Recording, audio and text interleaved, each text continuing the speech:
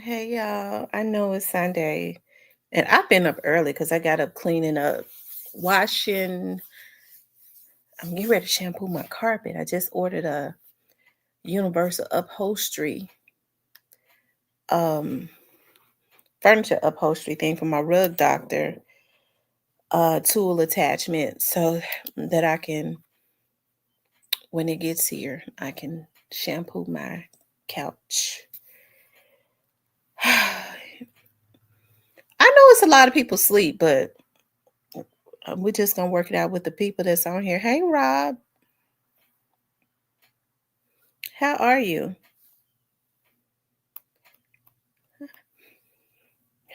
I've been up since 6. Hey, Kimberly.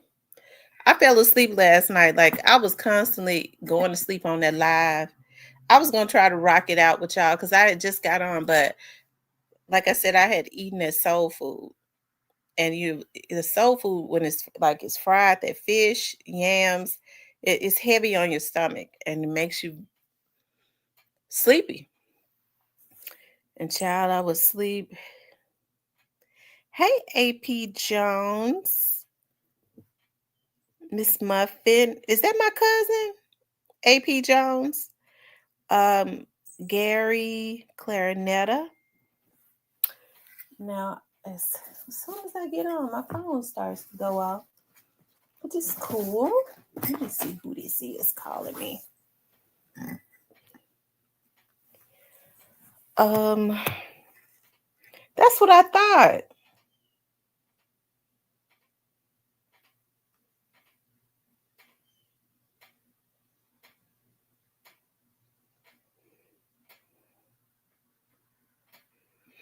I had oh,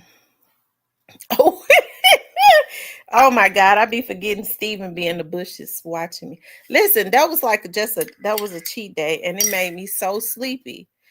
Y'all, why be careful like the foods that you eat. That's why I barely eat fried foods anymore. I notice how sluggish I get. Also, I've noticed that when I have anything with sugar in it. Like I love to stop at this place called Seventh Brew. And I'm really proud of myself because I was stopping every day before I get to work, have to go out on some cases. First thing I do before I made it to where I was going to stop at Seventh Brew. And sometimes I would not have even eaten anything. And I would drink. They have like this honey bun. Um, it's not coffee. It's y'all help me out. What is it called? It's called honey bun. I'm trying to think. I don't know why I can't think what it's called. Those cold. I can't think of it right now. I don't know. I guess my brain is fogged up. But I noticed like when I would drink it, I would get real sluggish. Had not eaten it early in the morning.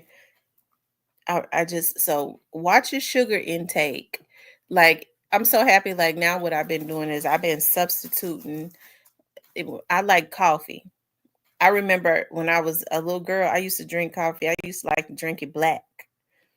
Then it started. I got picked up a habit of with my mom and them putting creamer stuff like that. So now when I go to Sam's, I'll drink it black or I'll buy like the big thing of powdered creamer with no sugar in it.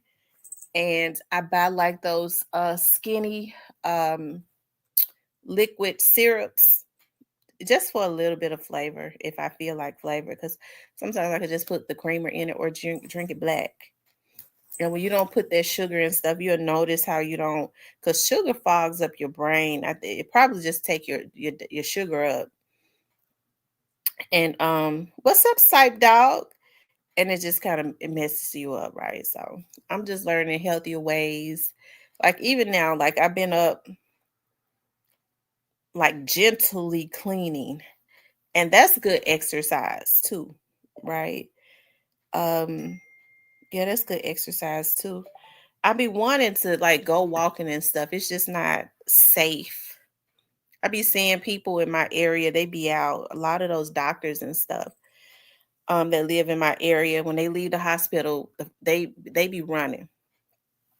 And I think what needs to happen is sometimes they have like that's what it's called. I don't think it's called frappuccino. It's called something else. It's called it might be frappuccinos, mochas and frappuccinos. And what I'm telling you, I was doing it, and I feel so much better because like now, like when I get ready to go to work, I will grab a plum. I had not been buying plums because they had been so sour. I've been buying. I'll grab like two plums. Plums are full of fiber because it fills me totally up. And here's the thing: it holds me until I get home. Cause I be out when I'm at work. I be moving around constantly, anyways, because I'm in the field. So I don't stop at even like I was stopping at what's the name of that place? Starbucks, and getting like that Gouda sandwich. That bread is not good for you. And I was like, dog, the sandwich is really small. Like, what is it? So I'm not a breakfast person anyways. But so just grabbing a plum. I bought some peaches, but I don't know what's going on, y'all. After like 2 days of having those peaches in my refrigerator, and I was eating them like they got real soft. I was in there cleaning out my refrigerator. I threw them away. I can't eat no soft peach. I'm sorry, I can't eat no soft peach. I can't eat a soft nectarine. I can't eat no soft plums. When they get soft, they got to go. But I've never known a peach. He said, "Oh, don't care what it's called. I gotta make a call." That's sort of location I go to.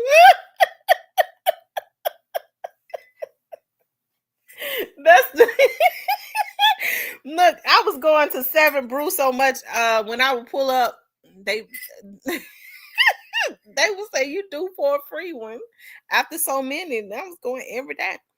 I think that's the reason why. That's the reasons why when I went to the doctor last week, because y'all know I had to go to the doctor. I told her I was scared too. I told the dermatologist, I said, I ain't never been to no dermatologist and had to get on the scale.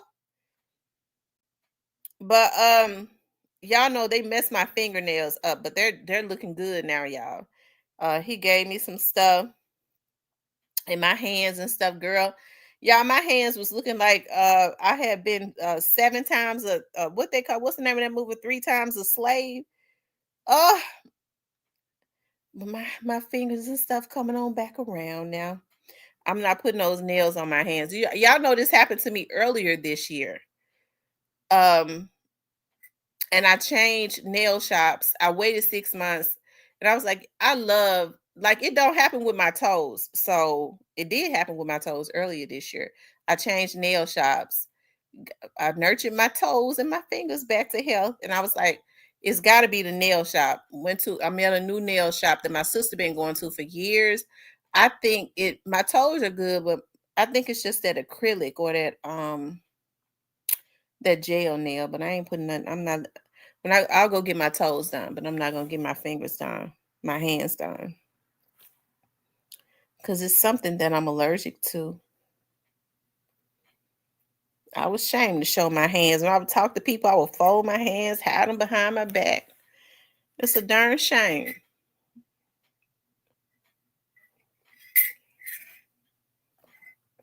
Anyway, y'all,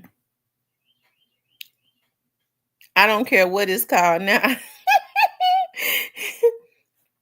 It's the glue. I bet it is.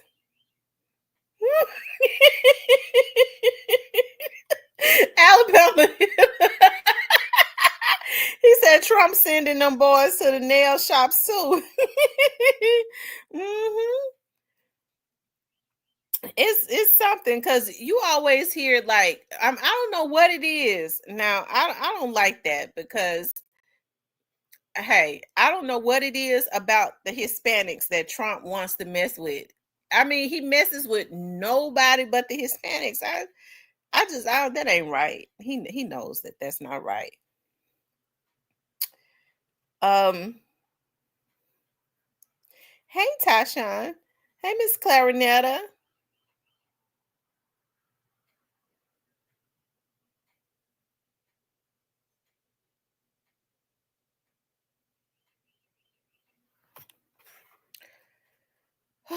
Y'all make sure y'all hit the like button for me.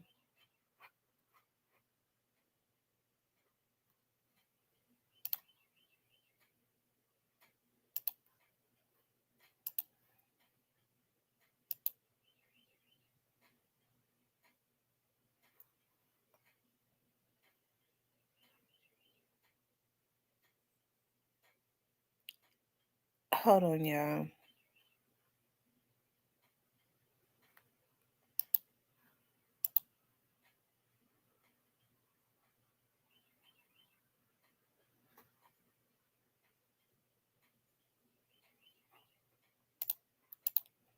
Oh wow. I love that quote.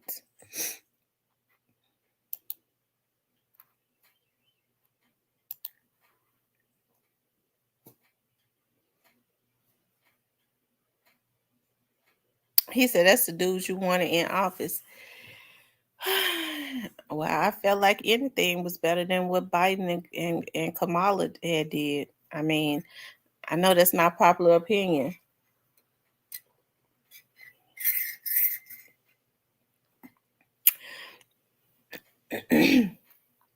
But let us not forget what Biden and Kamala did to us. They gave all of that money to illegal immigrants while you have people in the United States. They set them up like fat cats while the people in the United States that paid taxes, have paid taxes their whole life, even their family have paid taxes, struggle and suffer.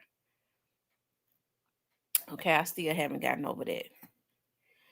Anyways, y'all, let's talk about Trump sending the guards, the National Guard into Memphis. Is it needed? Um, was CEO Tezy betrayed? Okay. And who took out Jeremiah Taylor? When I was up cleaning up this morning, my brain be working early in the morning. Okay, like a hamster on a pinwheel. And I thought about that. You know, there Teasy is very rarely mentioned. Okay, um, and Jeremiah is too, right? And so I wanna talk about that. Okay, I want to talk about what CEO Teasy betrayed. Okay, did he know who his unalivers were, or yeah,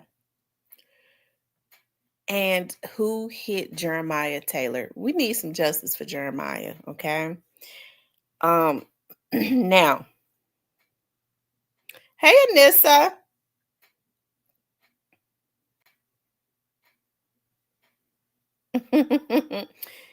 He said, yes, we need them down here right now. MDJ 901 says, yes, we need the guard, ATF, FBI, etc. Let's talk about that. A lot of people, especially a lot of the politicians around the Memphis area, they are upset. Okay, a lot of the good black people, sis. Okay, Memphis. Now, the state of Tennessee is a red state. It is a Republican state, but the city of Memphis in the county of Shelby is a blue county and city. Okay, meaning it is majority black. It is a Democratic city. So in the county of Shelby, okay, in the county of Shelby, we have majority black politicians. I would say probably 95%. Okay. Unfortunately for the Black community, okay, we vote based on race and name recognition. Okay. I don't know what's going to break the curse of that, but that's how it is in the city of Memphis, in the county of Shelby. We vote based on race and name recognition, which is the reasons that the Black people in Memphis keeps getting screwed royally. Okay. Now, so we got a lot of Black politicians in office. So, I mean, I don't think that we can say um that, because I still hear, I think it's just a habit now. Well, the white man's is messing us over. What damn white man? Who is your state representative? Do you know who he is? Yeah, I know him. I had like him because he be wearing his hat to the side. What has he done for you? What does he do with the funds that are allocated to the urban communities? Because y'all do know uh um um poverty, crime pays. So when these areas are crime infested, a lot of these politicians, there's a lot of money that comes into areas like North Memphis, heart of South Memphis. Do you know who your state representative is? Do you know who your city council person is? Do you know who your county commissioner is? Do you know who your state congress is? Do you know? I could tell you, hell no. Okay. You just voting for somebody because they are Black. Okay. Well, they Black. They come out to the Black community. I got to go there this morning. I ain't got no hell in me, but I just feel the need to preach to try to free my people this morning. Help me, somebody. Okay. I just feel the need to set my people free, or try to. Okay. Um. So what ends up happening is we don't see any of these politicians, okay, until they want your vote. So they want your vote.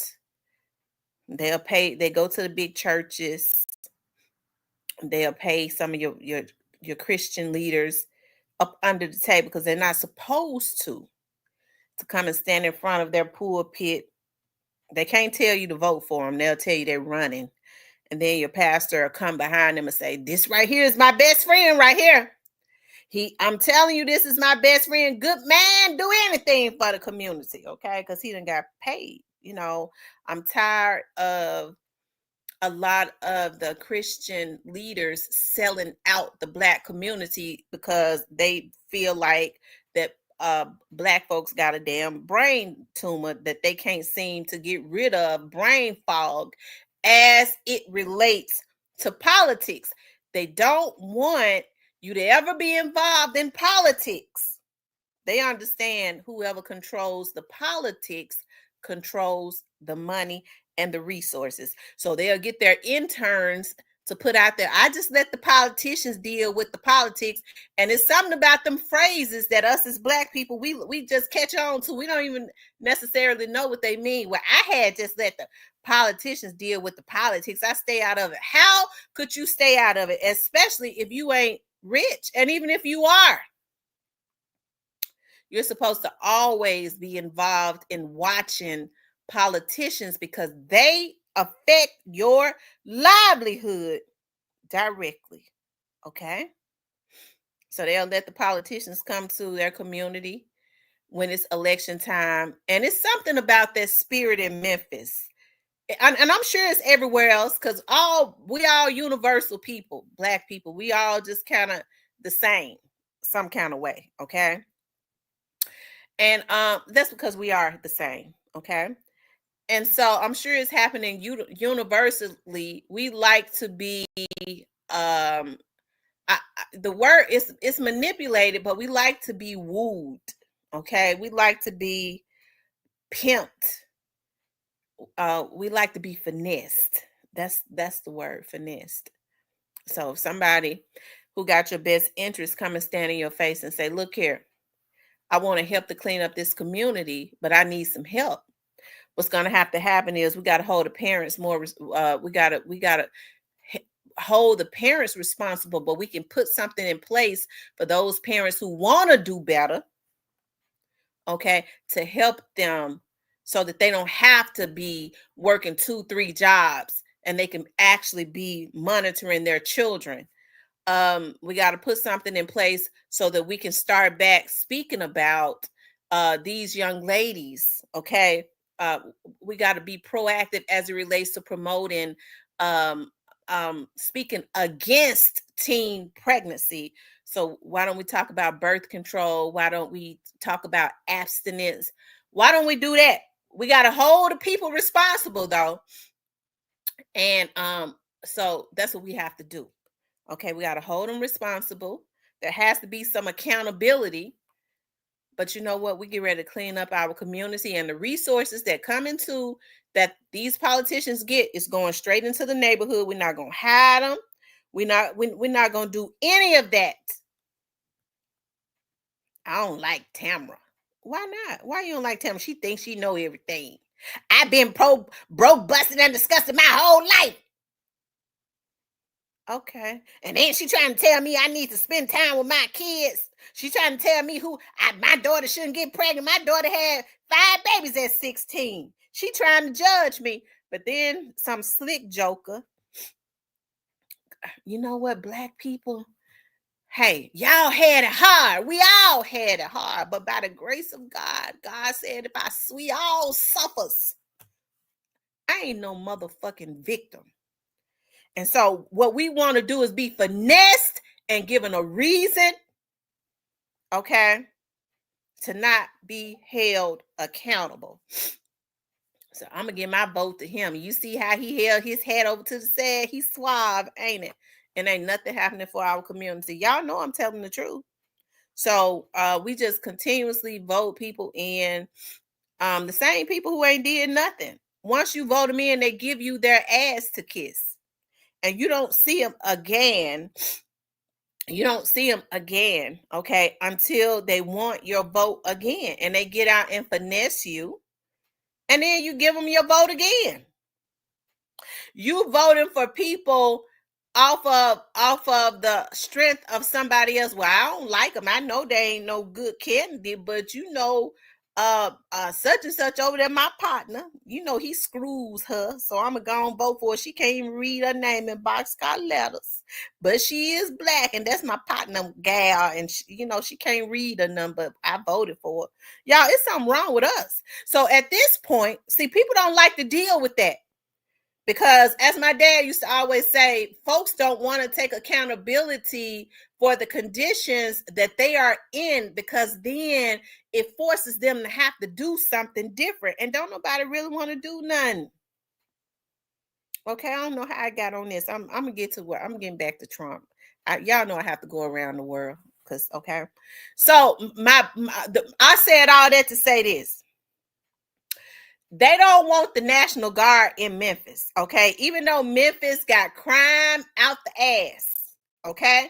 They don't want the National Guard because crime pays. They need to keep getting them grants in Memphis and giving them to these nonprofit organizations that their family members own so that they can in turn get the money back and not put it in the community, okay?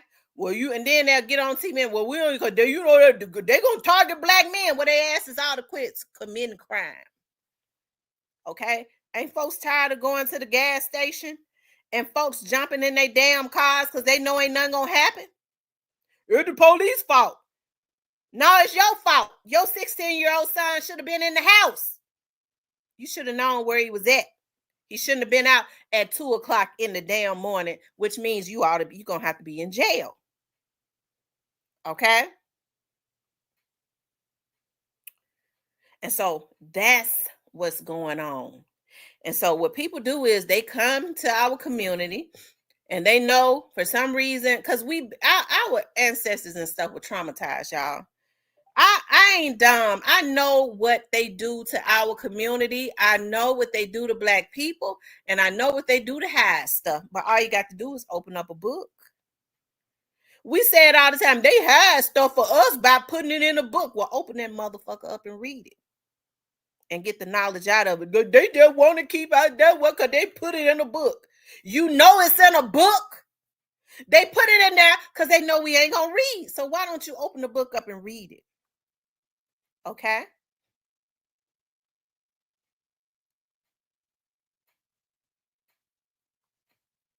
Lord, forgive me for cussing on a Sunday, okay? But I got to get us free. We got to be some free thinking folks. All we want to do is be messy and be crabs in a bucket. I don't deal with crabs in a bucket because I lives life and I lives it abundantly. Okay. And I say all the time, I ain't a million year yet, but I'm sure gonna walk up on it. Okay. What you mean? I'ma keep going and I'ma walk up on it. I'ma keep reading. Okay. I'ma keep doing this. He said reading make my head hurt. And I'm gonna walk that thing down. I'm gonna walk them millions down. I ain't get ready to go kill nobody. I ain't get ready to snake nobody. I'm gonna use my mind to walk that thing down. I'm gonna walk that money down. Okay. And I ain't got to do it by building no sand castles either.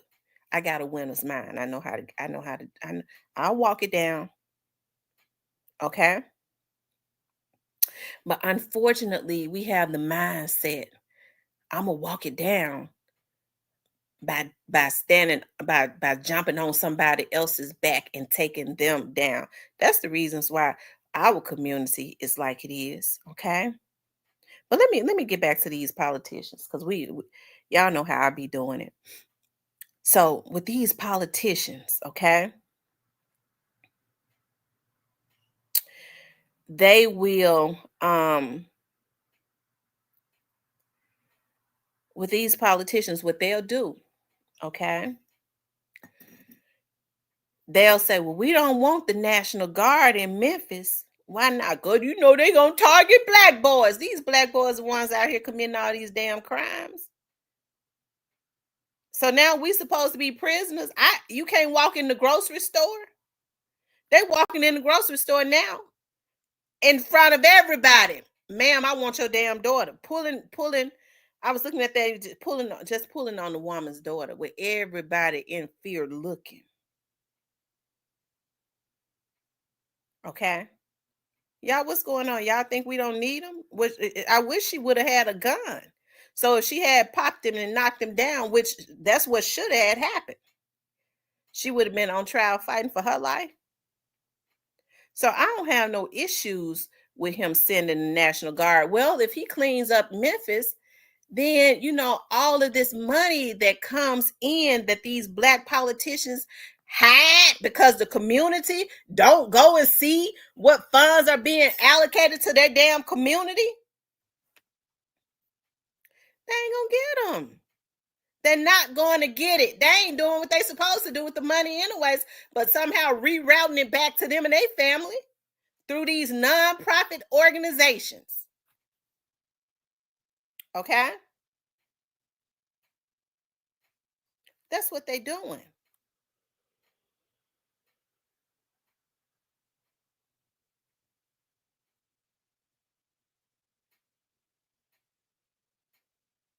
And so if Trump sent the National Guard in,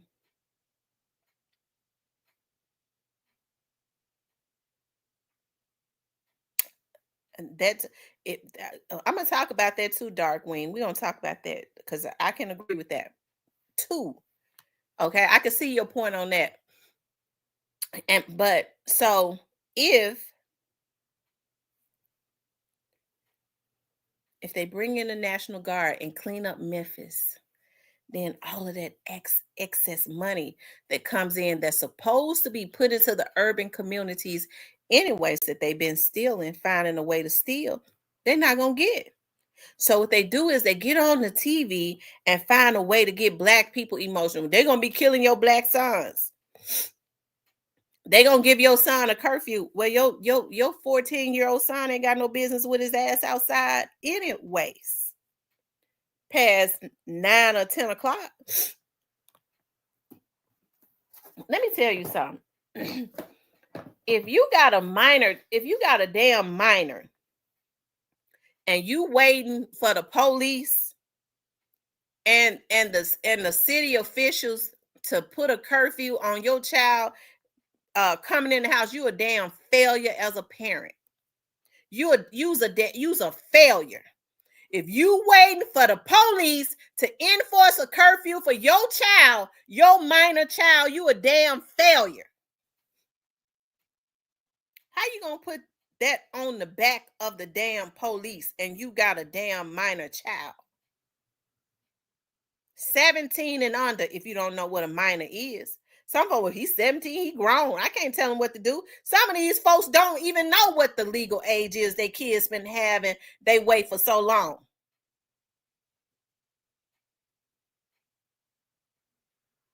Okay?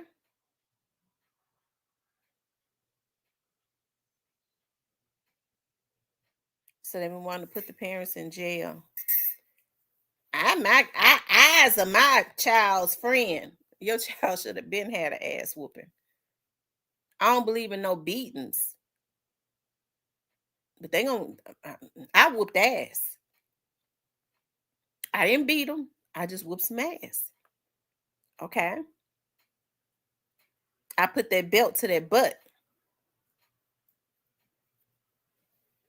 A lot of parents scared of their own kids because there is no structure. I didn't know how to that child, don't even get me started. Okay. It ain't no structure.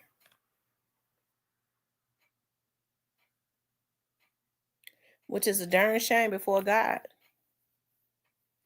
I can't whoop Junebug. He gonna call the police on me. I'd have Junebug ass so scared to pick up that phone.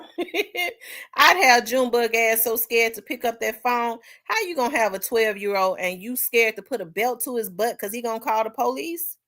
I'd have Junebug scared to look at a damn phone. Talking about calling the police on me.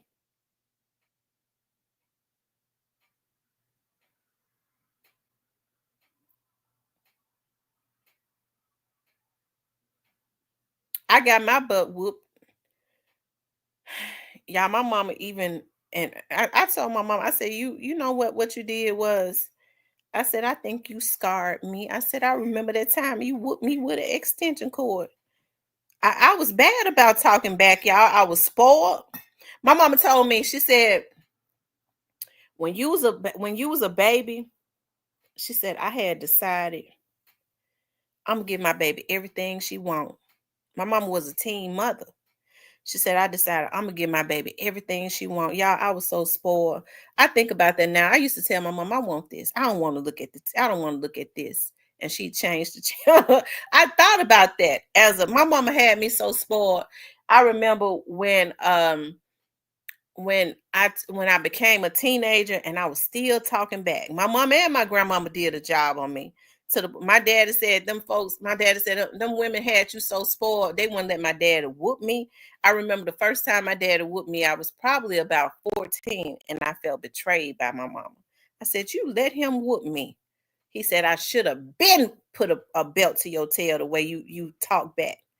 I would never cuss my mom in the mouth, but I always had something to say back, right? And so my mama said, when I became a teenager, she said she realized I got this girl so spoiled. She talks back to everybody. She got something to say back to everybody. And I got to break her before somebody else break her. And I'm gonna tell y'all something. She did, because I was a good child, but I just talked back. I would be mad when I couldn't have my way. And I remember when one of the first real jobs I had was at the Memphis Police Department. And my friend, he's my friend to this day. He said, Tamara, I had never seen a girl come there as spoiled as you. He said you was quiet, and you when you was tell us to do something and we couldn't do it, you would sit there with your mouth poked out. He said you would be mad when we were not doing. I was there to be a typist for them. If I didn't want to type, if I had something else to do, I'd be mad if they told me we need you to type. And that was my damn job. He said you would be mad and sitting there quiet with your mouth stuck out when people weren't doing what you felt like they what you when you felt like they weren't doing what you felt like they should be doing. Right? And I think, and I'm so glad that my mother took the initiative to break me. I wasn't wild and fast or anything like that because she was pretty strict. I wasn't able to go hang out in different places. But I think now parents are not structuring their kids because even though I was, they had me like that, it was still a lot of structure. I had respect. I still had respect for people. You know what I'm talking about? Like I wasn't all wild and out of control. Like I wasn't doing stuff because now you see young ladies that's just flat out like selling their bodies and stuff for they don't want to work. I was always taught to work. They don't want to work. Their parents look at them as their friends. My mother never looked at me as a friend. She just had me spoiled. Okay. Um, and so there's no structure in the household. So a lot of parents now are afraid of their children. Okay. They already, it's funny because I always talk about this because I have friends that are teachers, school teachers. And then they talk about how the parents don't come to the PTA meetings. You can't get them on the phone when you call them to talk about the disciplinary of the child that's keeping up ruckus in the classroom. Don't have their homework. They're failing. They will block the teacher. Okay, they'll block the teacher. But as soon as the child talk about the teacher did something to him, the mama running all up there fighting with her see-through gown on, titties flying everywhere, no drawers on, ass showing, all of that. They ready to fight, okay? But you haven't seen the child. You haven't seen the parent, right? And so a lot of parents are afraid of that. Well, Junebug, he's 6'5". I can't do nothing with him. Okay. So now they're scared of their kids and they don't try to stop them from doing anything. And I remember when the crack era hit, I can remember it. Hey, I can remember like it was around 1985, 86. And a lot of people, unfortunately, a lot of black people was trying crack. I remember. I was old enough to remember when that era hit. And it tore up a lot of families, but the thing that saved kids around that time was they had old-fashioned grandmothers that the kids would then go move in and the grandmothers would finish raising them. They had old-fashioned grandmothers that still had a lot of substance in them that finished raising them, and so a lot of them still turned out pretty good, right? Now you don't have that. Everybody on pills, okay? Everybody on pills. As I always say, mama 12, grandmama 22, great grandmama 30. Okay. That's what's going on now. Mama 12, grandmama 22, great grandmama 30, everybody on pills. And the child messed up. Okay. Totally messed up.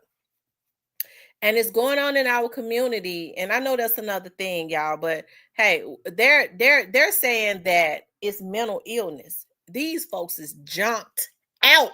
They junkies. People ain't dealing with that because now you can't call nobody a drug addict. Okay. You can't even call them a drug. Well, they offended. You judging me. You know damn well you on pills and crack and meth. You's a junkie. You need some help. Everybody get offended now.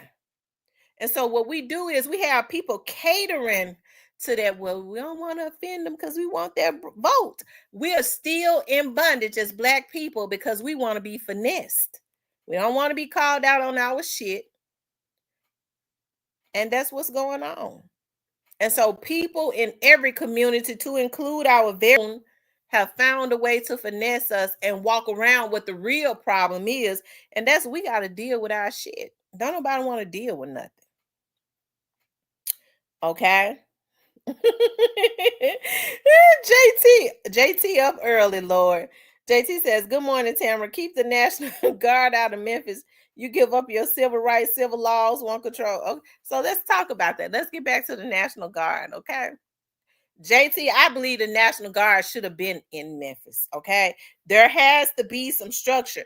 The police are not policing like they used to. Okay, the police is just driving clean on past crime now, because if they stop and the criminal that's robbing somebody get offended, the officer could get fired. Let's talk about it. Okay, people don't want to talk about that, but we got to talk about it. Folks don't want the police to protect and serve, because contrary to what people may say, there are a lot of good officers that get on the job to protect and to serve. Every police officer ain't bad. Just like all Black men and women are not on welfare and food stamps and thugs and rapists and killers, all police officers ain't like that, and all Black people are not like that. Because y'all know that's what they say about us, right? So I find it funny when I see Black people consistently wanting to put police officers, even the good ones, in a category when there are good ones that want to do the damn job, and you got political people that don't really give a damn about the Black community. They just don't want a lawsuit. Okay? So the officer is disposable. Just don't get no lawsuit.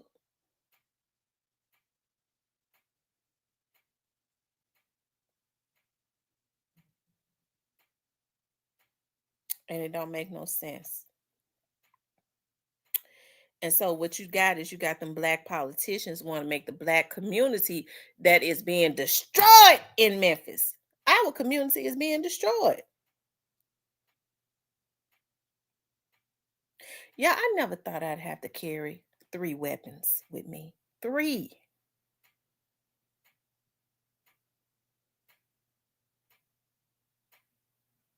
To protect myself.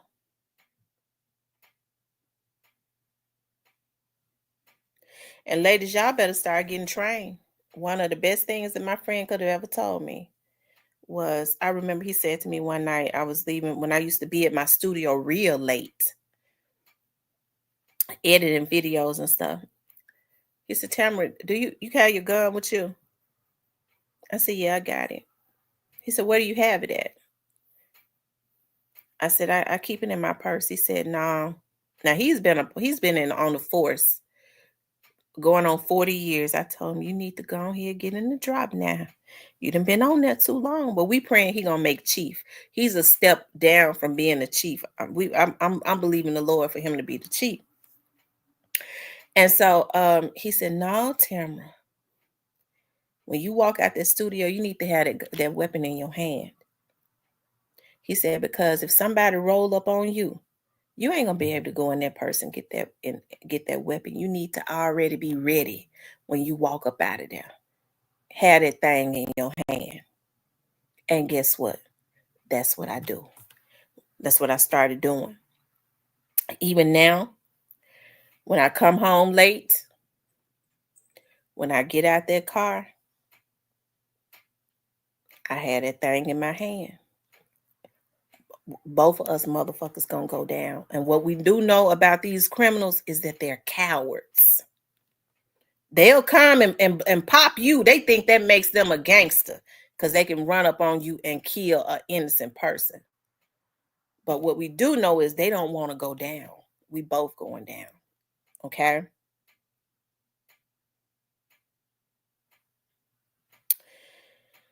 So, says these politicians sure allow our city. Yeah, they wanted to go to trash so that they can get all these. When it's a lot of crime in a city, they get a lot of grants to come to the city. So, black people, these black politicians that's sitting up here that y'all think love y'all so much, that's finessing everybody. They don't give a damn. They wouldn't give a damn about the National Guard coming with their tank trucks and running you over flat foot, bare bodied in the street, smushing your body, just smushed on with the tanks if they could still get them funds. Okay. But if Trump send them troops and clean up the city, I don't give a damn about Junebug ass going to jail if he out there committing crime. I can't understand why is folks wanting to protect criminals.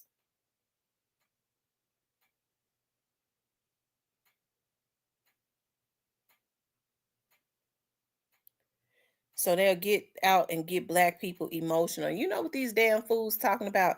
Y'all, we got to educate our community. We got to educate these young men. They're a bunch of damn fools because a lot of these OGs some damn fools. Ain't nobody telling them different, and mama is slow.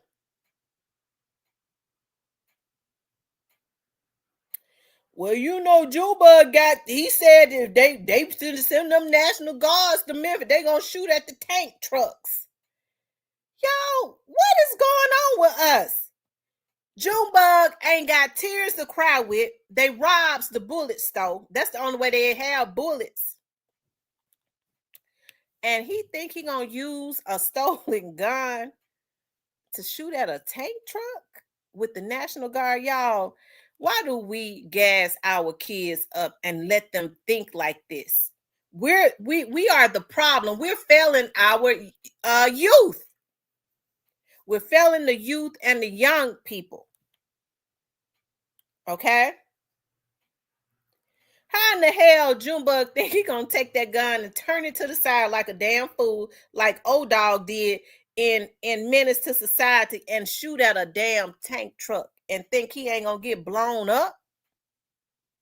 Hey, Junebug got a gun. He gonna shoot at that tank. These bad boys gonna take them tank trucks down.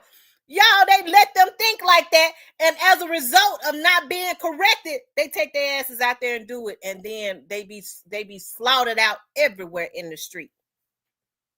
We set them up to die because a lot of us ain't doing and saying what we're supposed to say. No, Junebug, I know you on pills, and I'm on pills too. Even if you on pills with him, if you his mama or his daddy. But Junebug, you can't go shoot at the National Guard, baby. I ain't got no insurance money to bury you. Okay. That's what you're supposed to say. Instead, they'll encourage it.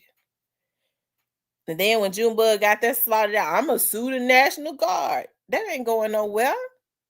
Y'all, our mindsets in our community has to change. Okay? It's got to change. A lot of people don't like to hear what I got to say.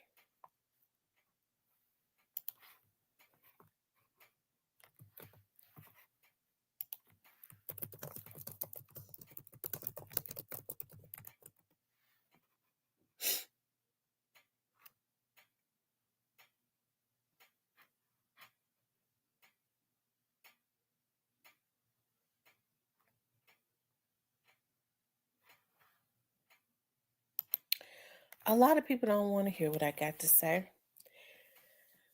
because it puts the responsibility back up on us and our community. I mean, we spend a lot of time backbiting and backstabbing. I think the black community feel like that's all that we're supposed to do. Pocket watch. What she got going on over there? Let's see how we can destroy it. So, I mean, we spend a lot of time doing that, but we don't spend a lot of time trying to gain knowledge and then educate. You don't have to be rich to educate your child. Poor people was doing it since the beginning of time. They didn't have much back then. All they had was each other.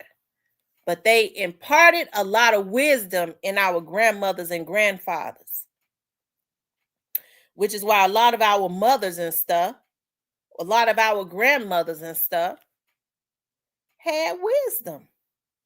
They was able to carry with them. They understood that education was the key. Gaining knowledge and wisdom, not destroying relationships. People spend all of their life trying to get money.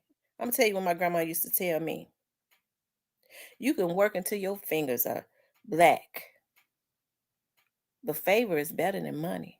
It's gonna always be somebody in a high position, if you carry yourself right, that can give you some favor, that can unlock the door to unlimited resources. Favor is better than money.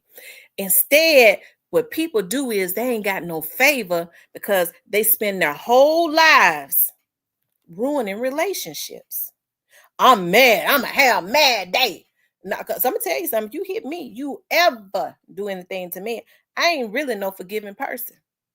And there's more people like me. Why would I help you? I ain't gonna go out of my way to hurt you. I'm not one of those ones. But I'm not gonna lie. I ain't get ready to help you do nothing. And you think you done hurt me? No. Let's get them. No, I ain't like that. I ain't get ready to go out my way to hurt them. But hell no, I ain't get ready to help them either.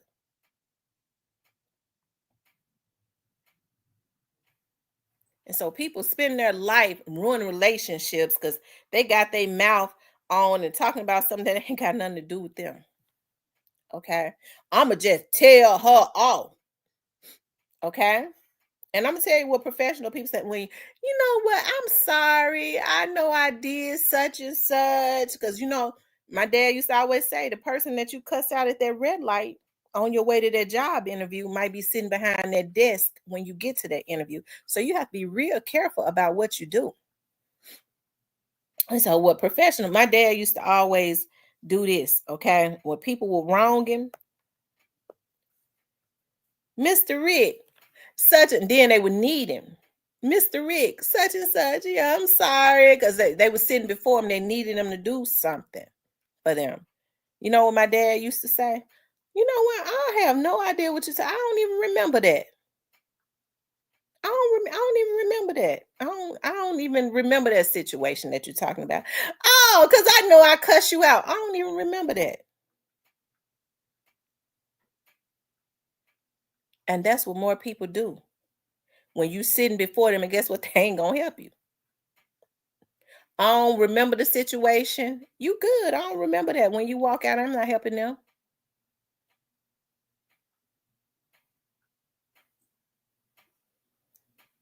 But because we don't take responsibility for how we are, what we do is we'll outsource that back to the person. I know I cussed them out and try to get them messed over and all that, and they still wouldn't help me.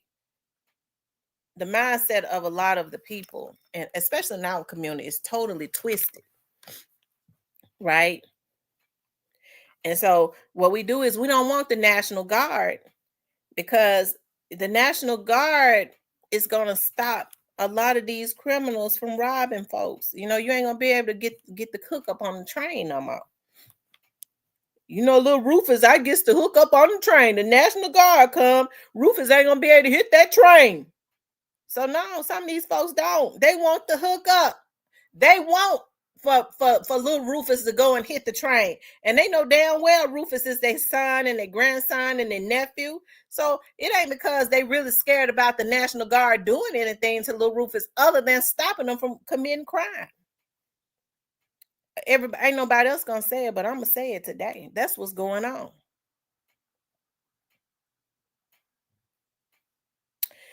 So is the National Guard needed? Every time I turn every time I look at the news, it seems like the crime gets worse and worse and worse and worse and worse.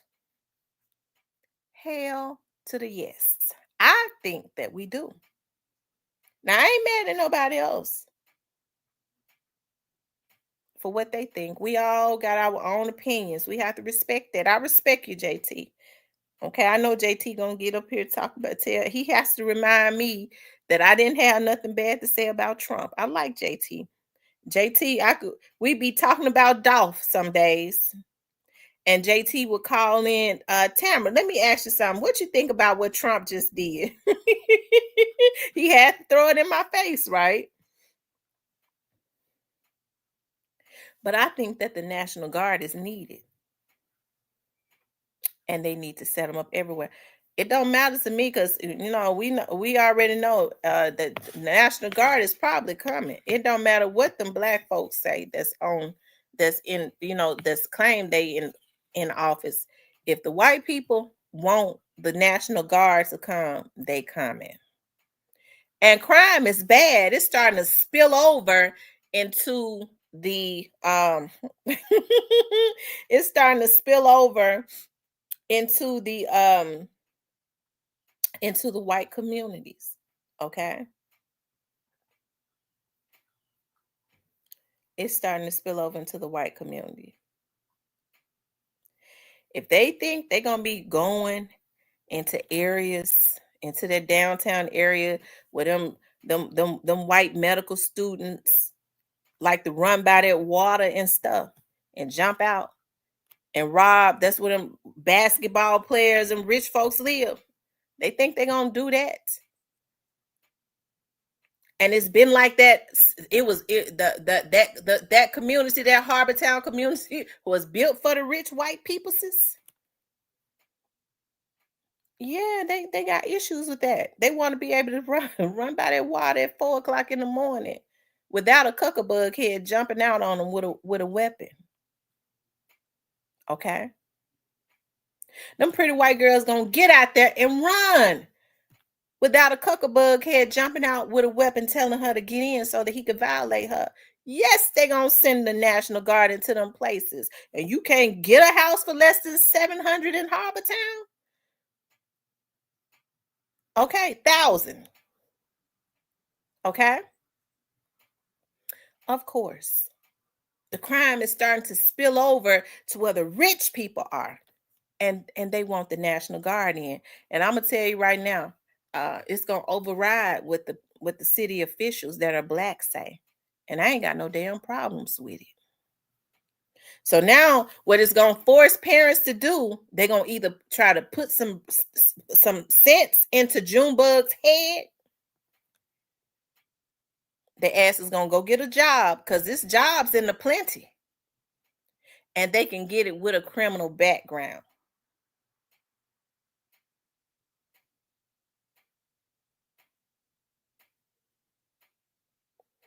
Or they're going to stay their asses in the house.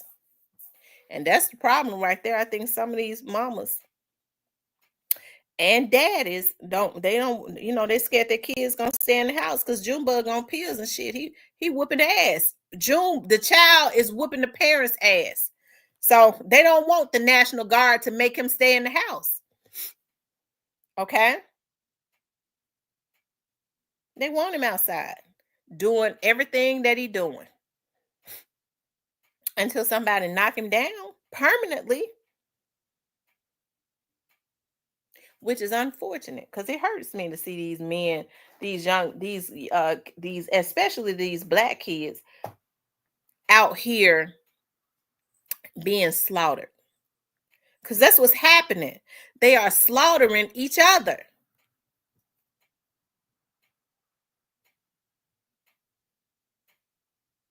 Okay. Yeah, I see it every day. When I started working for the Memphis Police Department, I saw it. Now I'm really working in the midst of some stuff. I see things that these folks do on a whole different level now. Y'all, these folks, they got to be stopped. They got to be stopped. They got to be stopped.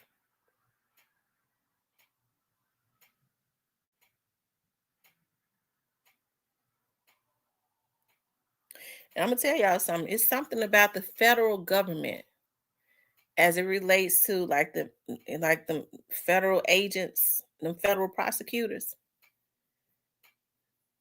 They can say what they want to.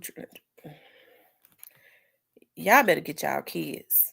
That's all I'm gonna say. Y'all better get y'all kids. Cause them folks y'all better get them. Y'all get y'all kids. Please get them.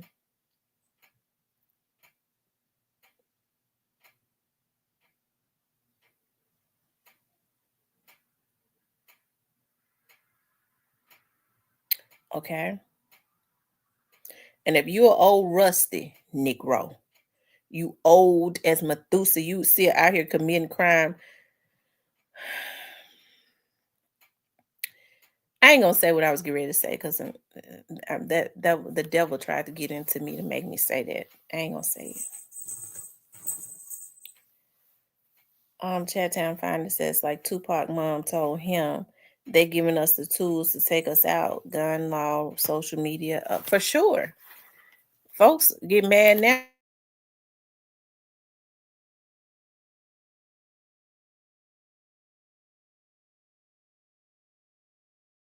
They're supposed to kill you just because they mad at something you said.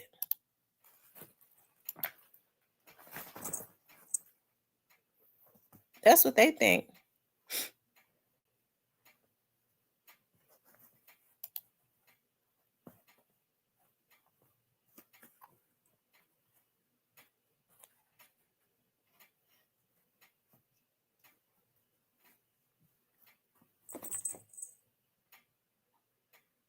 Yeah, hit that like button.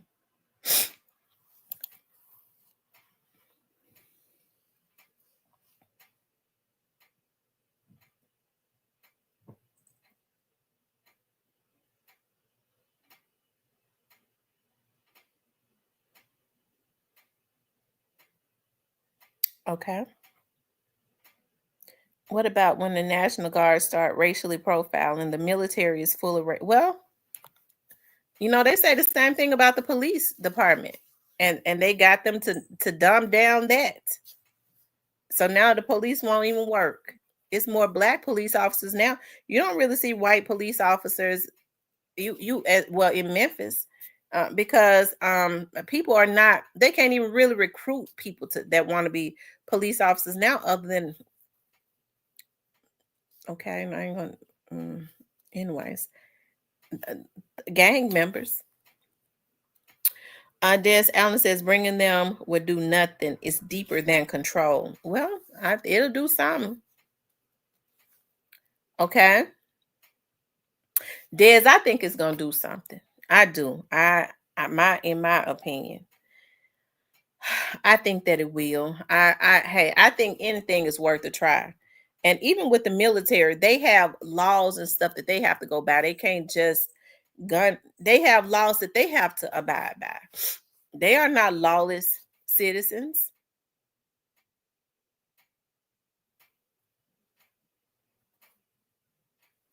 He says, I feel like people are not afraid of them. Well, maybe not.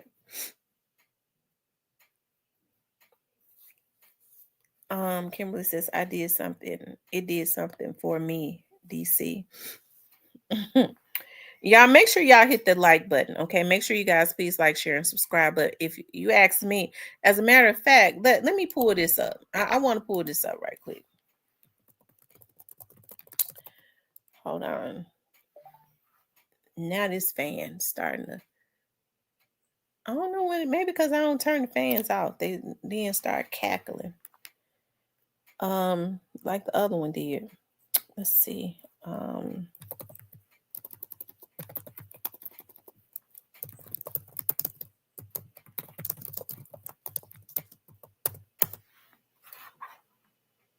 Hold on, y'all.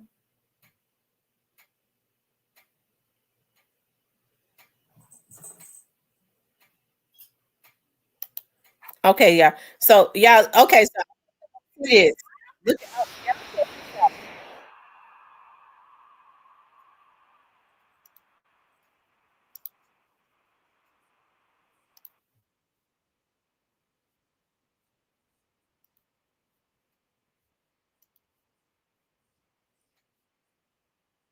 Bill Lee aren't ruling it out. But not everyone believes more boots on the ground is the answer.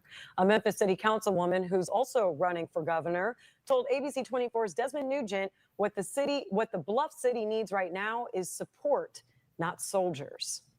Memphis City Councilwoman and Tennessee Governor candidate Jerry Green tells me Memphians know what Memphians need, and that doesn't involve sending federal troops. There is nothing that is off the table.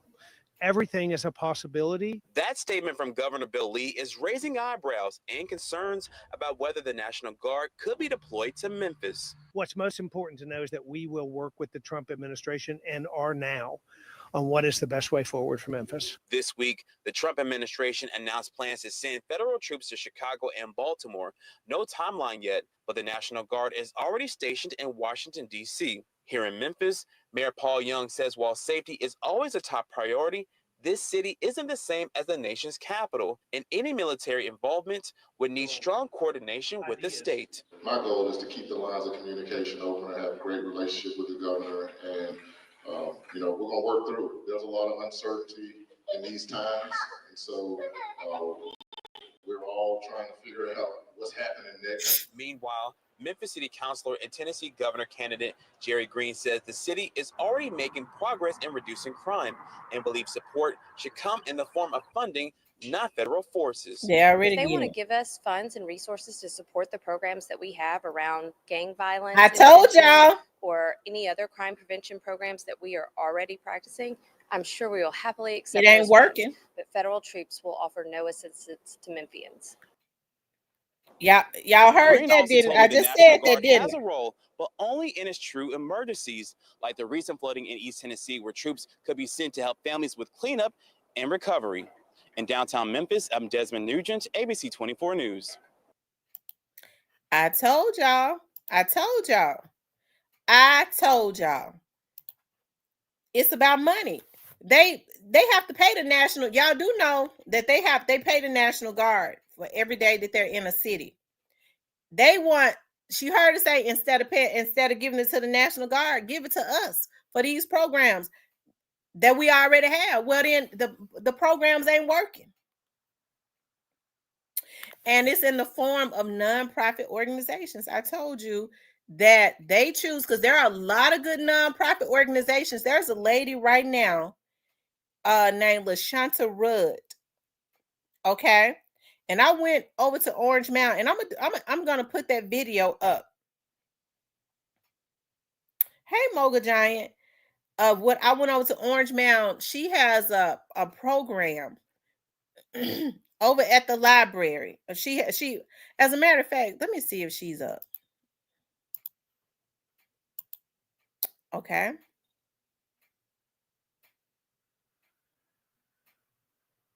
I don't know. A lot of people might be going to church.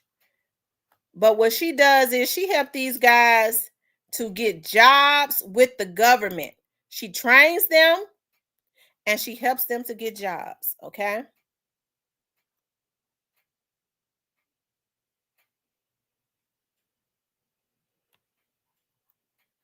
Hold on.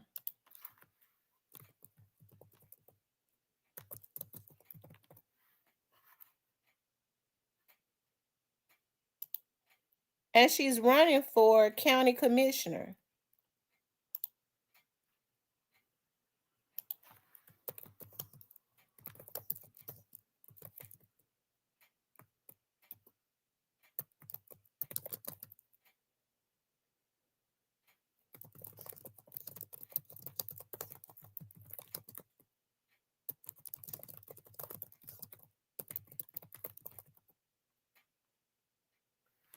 Hold on one second, you all. I'm going to see if she's going to respond, because she might be at church. She's doing some great things over there in Orange Mound.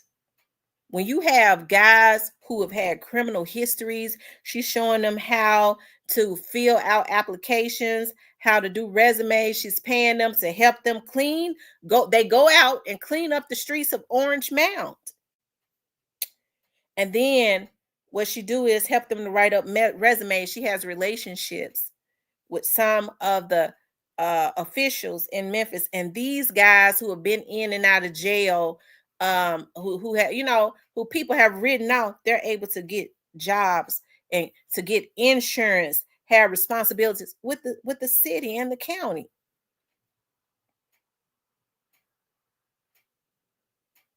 Okay, that's right, Edward Potts. If you're not committing crimes, you shouldn't worry about the National Guard.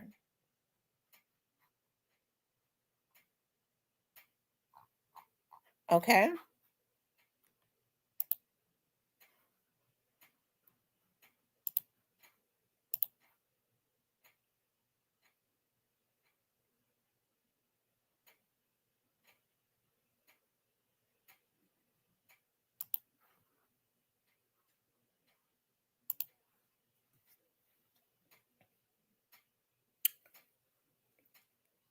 Hey, David. So I think that it's a shame what goes on in our communities. Y'all, we're gonna have to stop being lukewarm. On one hand, we want crime to stop. We want them to do something about crime. On the other hand, well, maybe we don't, because we got relatives and friends that are out there committing these heinous crimes. I mean, we got to stop being lukewarm. Lukewarm is like being on the fence. I don't like fence riders. I could deal with you hot or cold. Okay. At least I know where you're coming from. I can't stand no damn fence rider.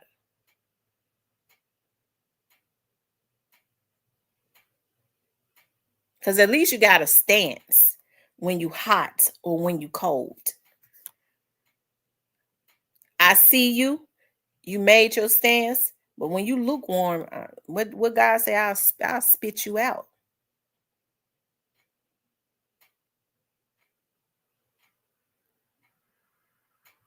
So Chattanooga's finest.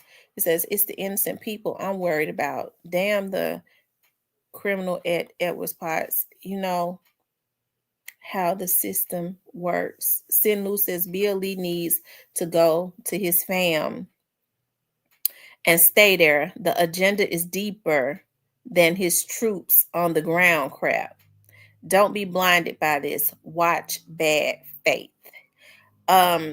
Chattanooga Finest says Pimp Tight Exploring the Truth says, I see why people would be worried of the National Guard. They don't follow the constitutional law like the police. I tell you. Y'all make sure y'all hit that like button, okay? Make sure you guys please like, share, and subscribe. She hadn't come in yet. She might be at work. I mean at church. It is a Sunday. And I got on early so I can finish my house cleaning up, and then I could start grilling my fish. I don't know what I'm gonna eat with my fish, y'all. Fish and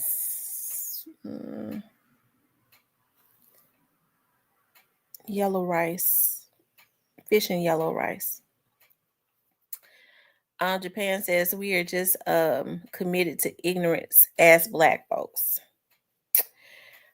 I'm gonna open up the line for this, but let's see. I'm gonna open up the lines.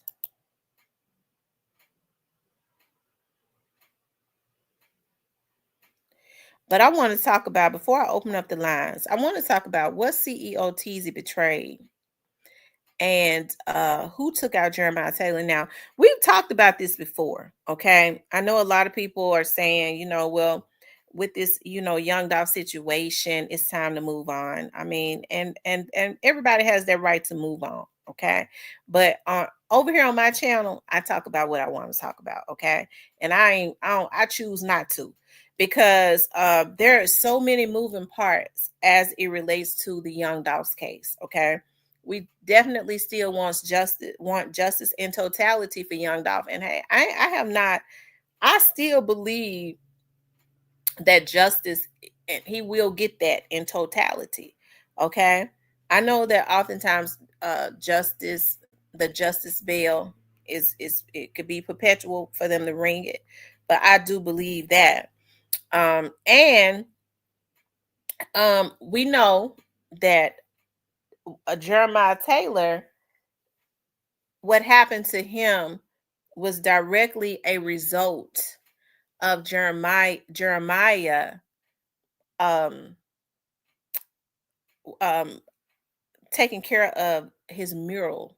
Okay, when he would go up there and clean up his mural and all of that. We know that, Jeremiah was being threatened and stuff, right? Somebody wanted him to stop. Okay, if the what was did they want him to stop enough? I don't know what he was doing other than, he got some coverage when he was up there. And I mean, I really don't understand what it was other than we want to exert fear. That was around that time where they were still threatening people. Um, they wanted to just put fear into the atmosphere. I think a lot of people didn't believe that fat meat was greasy, right? And so they wanted to put fear into the atmosphere. If we tell you to stop cleaning up the mural, and sometimes people don't want to be reminded of what they do, right? They don't want to be reminded. And so Jeremiah just kept on doing it. Okay. Um, and so somebody waited on Jeremiah, and they waited on him. And it's funny because there's more footage of that. And I was actually told, I don't know what happened. See, this is the type of stuff that, I dare not say, I don't know what's going on with his case now.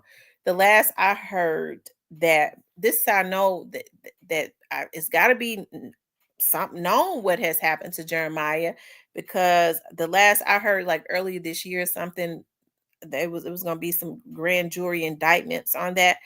I ain't heard nothing else about it. I don't know what's going on with that. Okay. But I still have hope. And I believe something is going to happen at some point. Okay. At least there's an idea, or is basically known what has happened to him. Um, when there be arrest on that, I don't know. But my thing is, hopefully soon. We don't want for Jeremiah to be forgotten about. Jeremiah didn't do anything to anybody. The only thing that he did was he the only thing that he did was he decided to clean up Young Dolph's mural. Okay. Now, when I asked was what happened to Jeremiah, was it related to what happened to Young Dolph, I was told yes. So I know other people have other ideas of, so I've heard some people say they think that it was a jealous boyfriend or something like that. Hell, um Jeremiah had been being a masseuse and rubbing ass and smacking ass and all of that forever, and had no jealous boyfriend did anything to him. But all of a sudden he starts to clean up Young Dolph's mural, and you know and something happens. I get to wondering sometimes, did a girl set him up? Well, I don't know. Because yeah. Uh, so, and when I say that, I only say that because um, we see now that, especially around that time, these dudes was getting these girls, and I'll be glad when, I hope I'll be glad when something happens with that. They was getting these girls to call and try and set people up. I don't know what it was about. They didn't want. I guess they felt like they were such damn fools. Okay, they didn't want nobody talking to. They felt like if people didn't talk about the Young Dolph's case, that they would get away with what they did to him. Right? I guess that's how dumb a lot of people are. Right? But I think it's gonna be interesting when that happens. Y'all, I should have I was gonna talk about something else, but I'll talk about that another time. Child, these folks, just like now, somebody probably sitting looking at this video, rocking back and forth. Bitch, they probably already know who you are. You need to go ahead. Whatever you got going through your mind as it relates to me, you need to go ahead on with your life.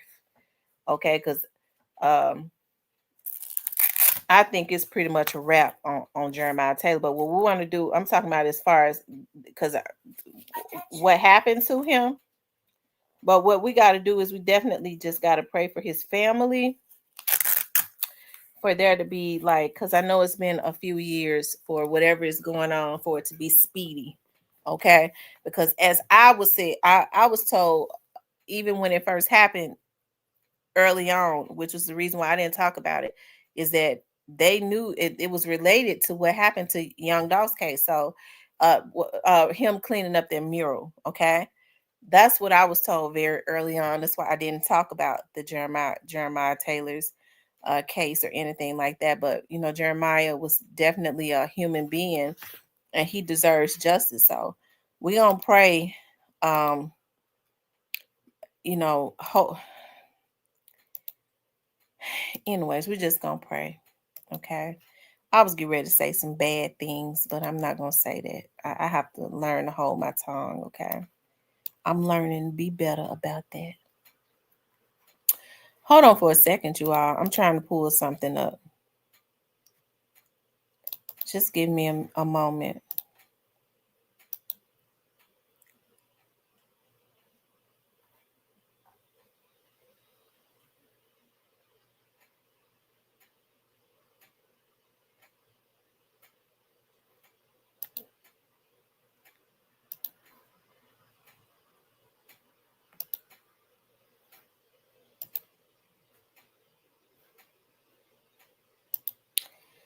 Hold on, you guys.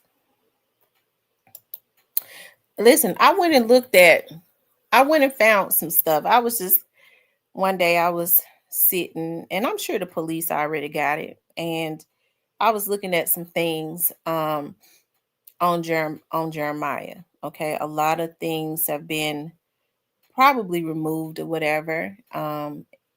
He's no longer here, so he can't pay for some of the services. But I was able to go and pull some stuff up, right? And I was really shocked that it was still up, some of it. And I saw where Jeremiah was he was promoting his business, and he was basically letting it be known um that do not book him. He would not do sexual favors.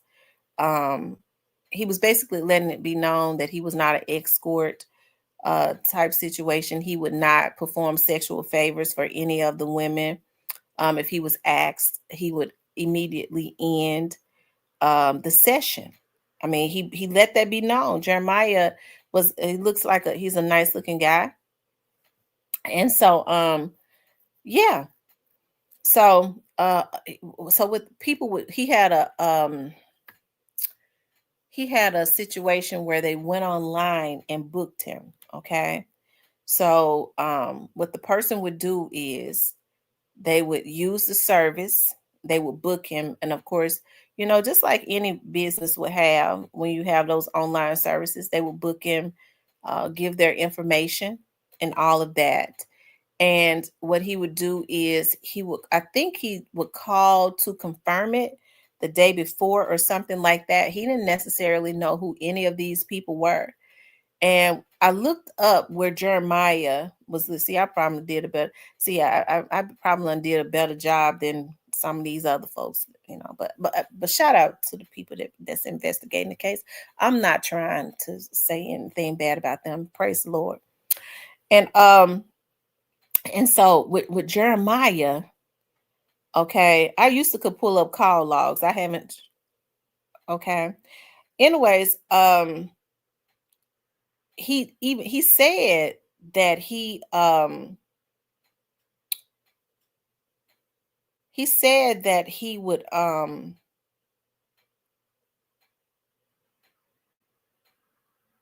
confirm the day before. Okay. He said that he would confirm the day before. When I looked at Jeremiah's address of where he was living at, Jeremiah did not live around that area. It makes me wonder if he was booked. Okay, did somebody book him? Because somebody was definitely waiting on him. Yeah. And so when I say I used to could pull up call logs when I would do work for attorneys, because I don't want nobody to get crazy, okay? Because there are laws. When I would do work for attorneys, they used to, when we needed to, especially when I was doing like work for defense attorneys, in which I didn't do very much, I would get them to get subpoenas and stuff like that. And we could get call logs and stuff like that. Kawana says, I thought I'd seen a drug head until I seen people in Philly sleeping standing up. They got a little town where they look like zombies. But I'm sure the Memphis Police Department, I hope, even if I know they be looking at this, child. If y'all ain't went and got Jeremiah's call logs, y'all already know they hose them until for 8 years. Y'all need to go pull his call records. Go back to that site, see who booked Jeremiah. That site was, still up. And what else do they need to do? Pull the call log. Oh, on those dummy numbers. But I'm sure MPD already know this. On those dummy numbers. A lot of people use them. Okay. So I'm sure MPD has taken the time though, because if I had the system, I know they do, where they can walk down who uses those dummy numbers, those Google numbers and shit that people think is disposable. But I'm sure they knew that, right? Maybe that's why they were saying there was going to be they was going to get a grand jury indictment earlier this year, but something has happened. And with what went on in Govan case, they better make sure that they got a real airtight case, because I'm sure whoever did that to Jeremiah gonna have somebody also with some money paying for their damn lawyers, since it was said that what happened to him was associated with the Young Dogs case. Long line says Washington D.C. is the blueprint. Japan says this is not a normal or civilized with murder rates this high. Japan said we need Trump. I'm not a Republican, but we need the National Guard. I believe that we need the National Guard too. Now, a lot of people don't agree with that. Hey, James, a lot of people don't agree with that, but I believe that the National Guard is needed. JT said we agree to disagree, my guy. James says prayers going up for Memphis. Good morning, Miss T. Hope you enjoyed your trip with your boo. Thank you, James. We actually ended up not going on our stop and stay yesterday. Like we do a stop and stay because he got tied up in doing some business. So we just went to have some dinner last night at my uncle's club. If you're in the Memphis area, make sure you go to my uncle's club, the Rocking Chair. Okay, they have good food, and I guess they party is good too, because it be loaded up in there. He said, maybe next time. That's cool. Yeah, maybe next time.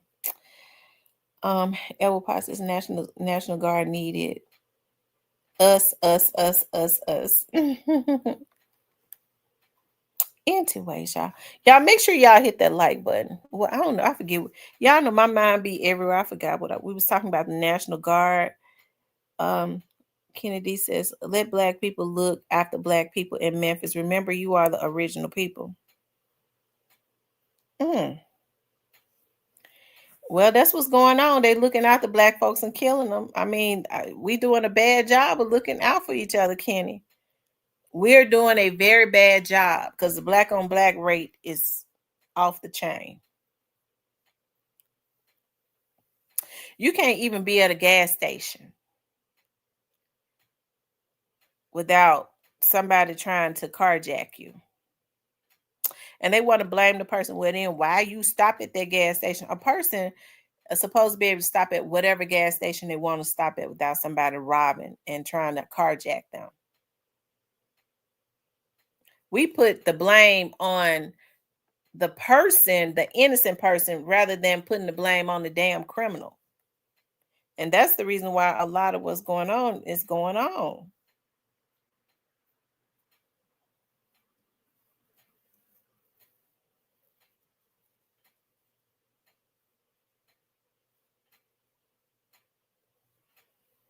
Y'all hit the like button for me. Make sure you guys please like, share, and subscribe.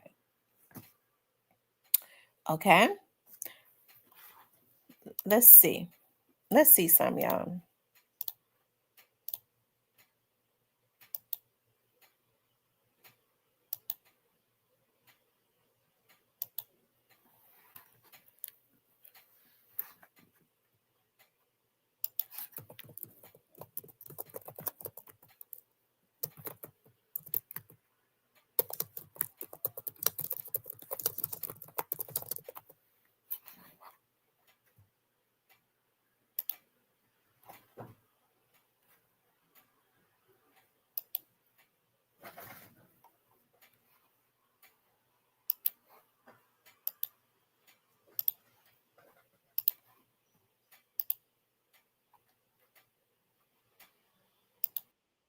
Challenges all year long.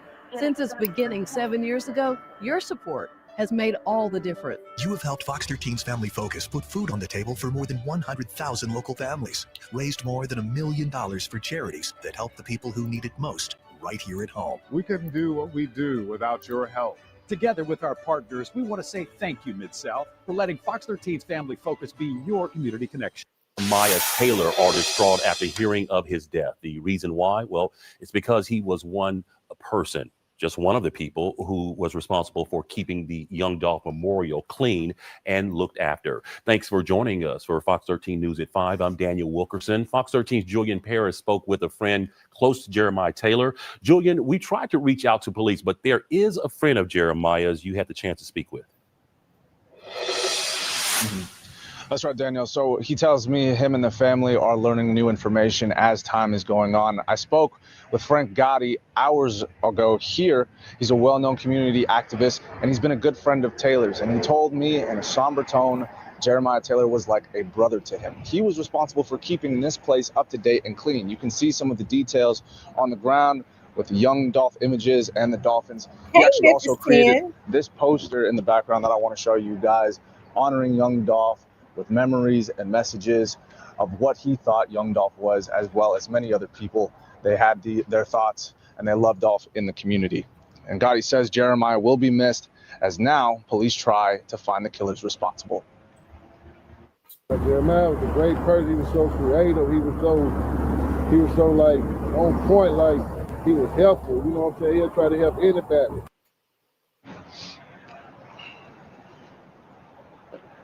And Gotti says, you know, he's glad that Taylor was able to do what he did. He was very passionate about it.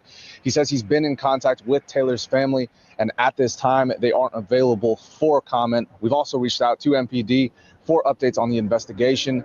And if any suspects have been named in the murder of Taylor, they tell us all information has been shared. And if anyone knows anything about this case, they are asked to call Crime Stoppers at 901-528-CASH. Jeremiah's car looked like it was flipped over. So that they started shooting at him, and you know, because he hit a pole. His car was upside down. So it seemed like to me maybe They was chasing him and shooting at him or something like that.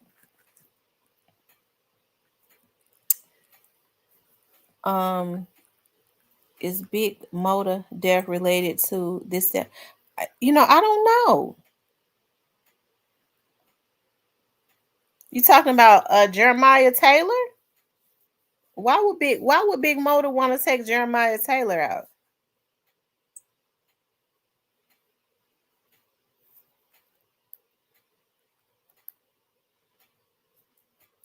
Chattown Founder says they don't care about black on black crime. They want us unalived or in jail. Unalive a Caucasian and justice would be served fully. Yeah.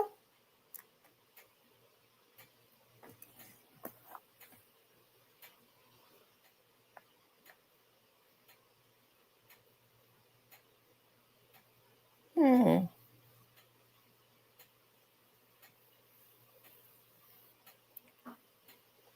Yeah, make sure y'all hit the like button.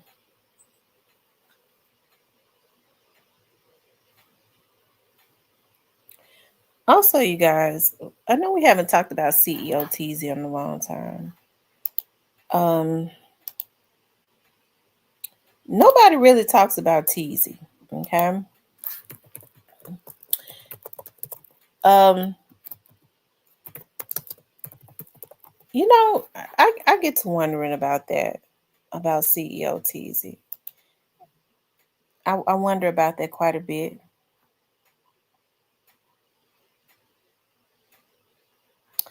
And we know that Tezy was a person of interest in Young Dolph's case, right? He was killed in June of 2023. Hold on, y'all. So he's been unalive for 2 years now.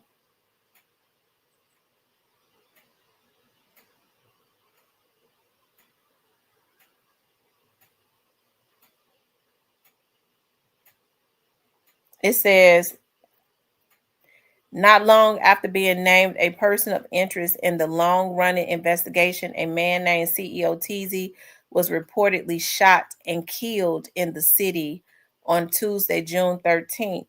Local police received a man down call shortly before 1 p.m. local time from Spotswoods Avenue and Bunton on Wednesday. There they have found Tezy's body hours after the incident took place. According to a tweet from ABC 24 news reporter, multiple sources have confirmed the victim's identity. The shooting happened last night. MPD was searching for a victim but never found one in the area.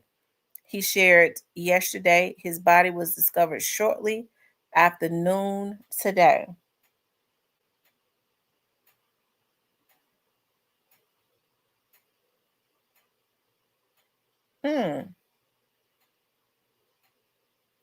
Tezy and another man, Devin Burns, were both of interest to MPD regarding Doss unalive, and the former had yet to be formally questioned by police elsewhere.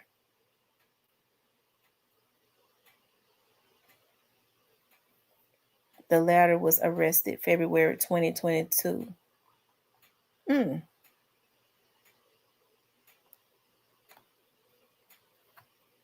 Hold on, you all. I'm kind of looking at something.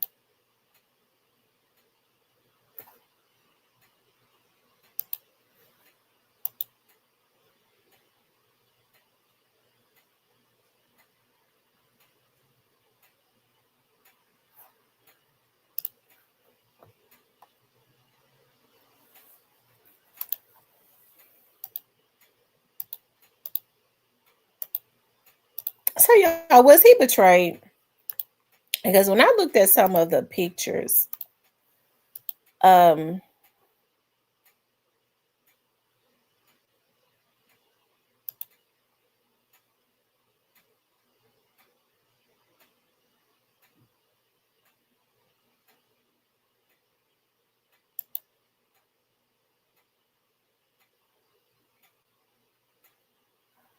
when I looked at some of Teezy's pictures or videos, what his baby mama was showing. And Tezy has started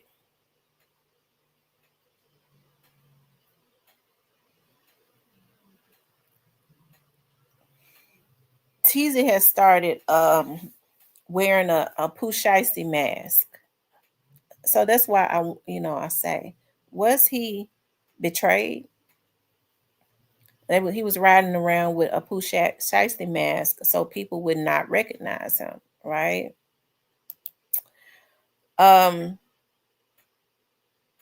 Mike says betrayed just like Big Jook.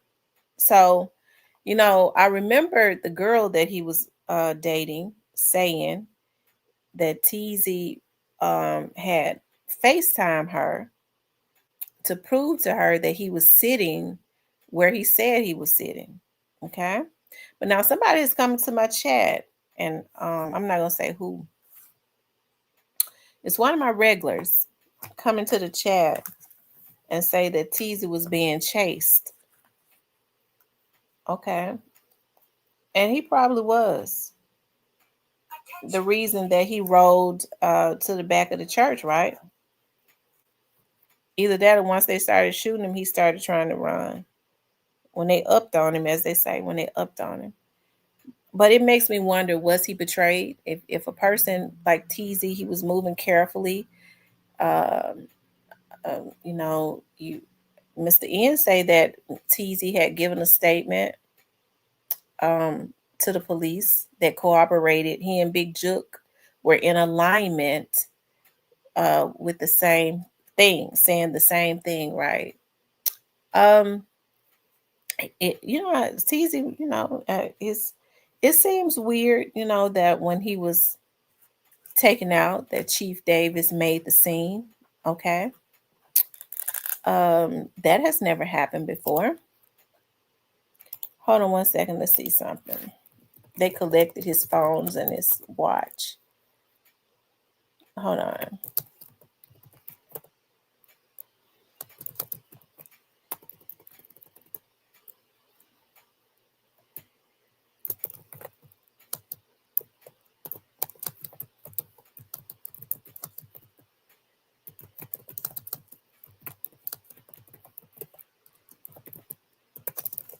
Hold on, y'all.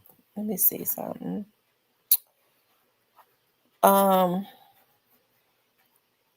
Let's see, Joshua Taylor.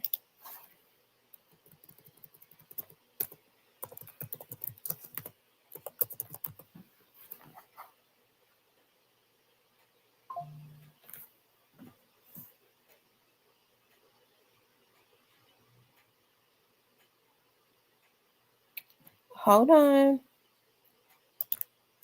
Yeah, we all doing this together. I ain't trying to solve nothing. Okay. For those that might have participated in doing this to Tezy. But what I did recognize is that when Tezy was killed, Gotti was posting that him and Angela was on the water. Jook was in Nashville. Then what I noticed was when Jook was unfortunately killed, I did see some of those True Mafia guys posting "Rest in peace to Tezy" on the day that Jook was killed. I mean, I ain't no street person, okay, but maybe maybe it had no significance. Who knows? I would think they would have been saying "Rest in peace to Jook."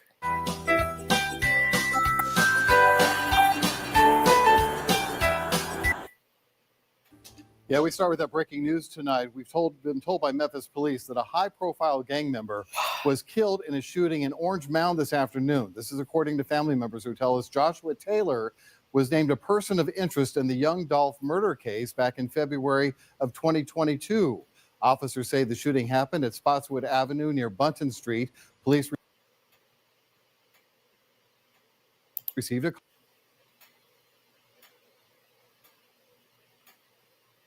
call about a body found around 1 p.m. this afternoon. A short time later, Police Chief C.J. Davis made the scene. Neighbors telling us they think the victim was actually shot last night. Police are telling us the investigation is still ongoing. We'll keep you posted.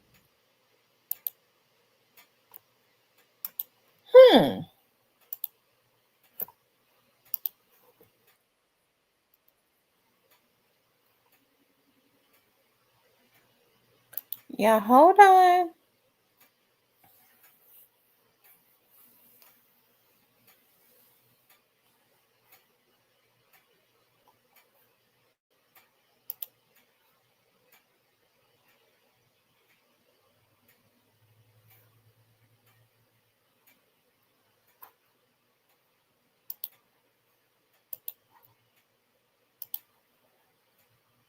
Was found shot and killed in Orange Mound yesterday afternoon, leaving that community on edge as they worry who might be next.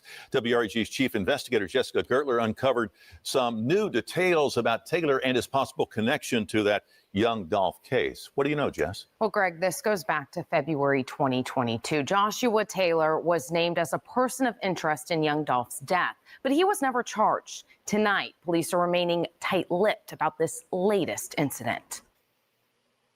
Loved ones shared these photos of Joshua Taylor, a father of two, the latest victim of gun violence in Memphis. They were too upset to do an interview, but Tellis Taylor, also known as CEO Tezy, was found shot to death in Orange Mound Wednesday at Spotswood and Bunton. Those who live nearby tell us Taylor was actually shot the night before, discovered lifeless in a car hours later. MPD says the investigation is ongoing.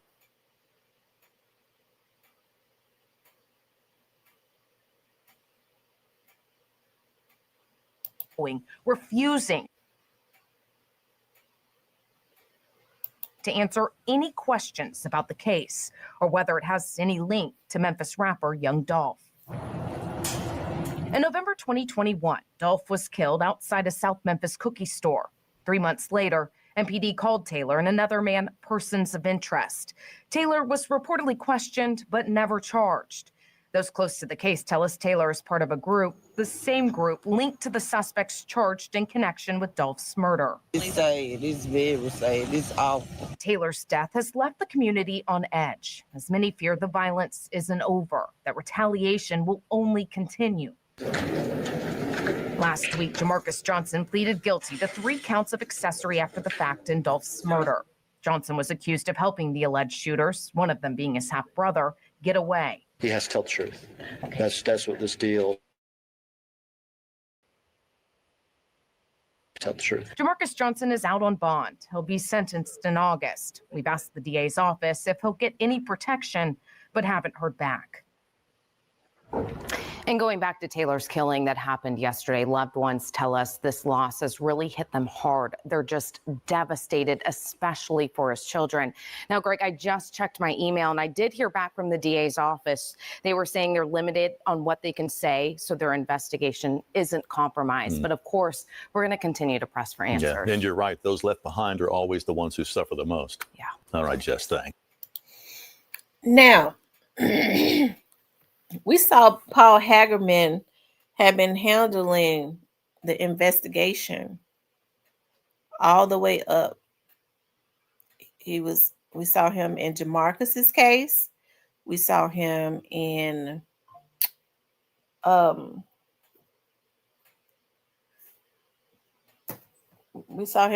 of the case in the beginning in Govan's case. Why did they switch out the prosecutors? Okay.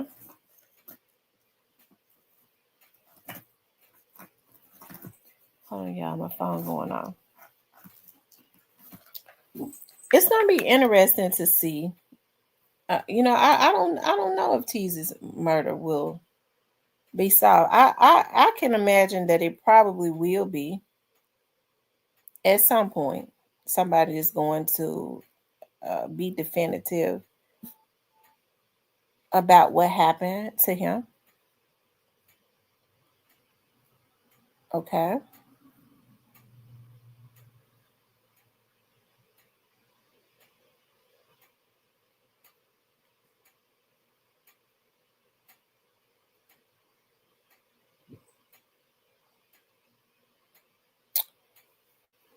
Hold on, you all.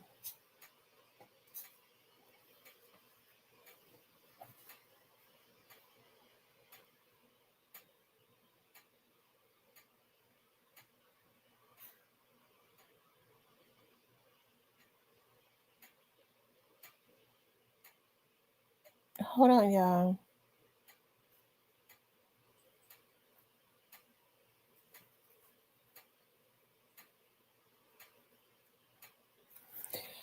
Um, the Black Barbie says, Tamara, do you think that they notified the family that Hagerman was not going to be on the case? I'm not sure. Do they want to solve this murder? Hagerman didn't want to go up against Manny. Hagerman doesn't have a choice. All cases, I'm going to tell y'all how it works.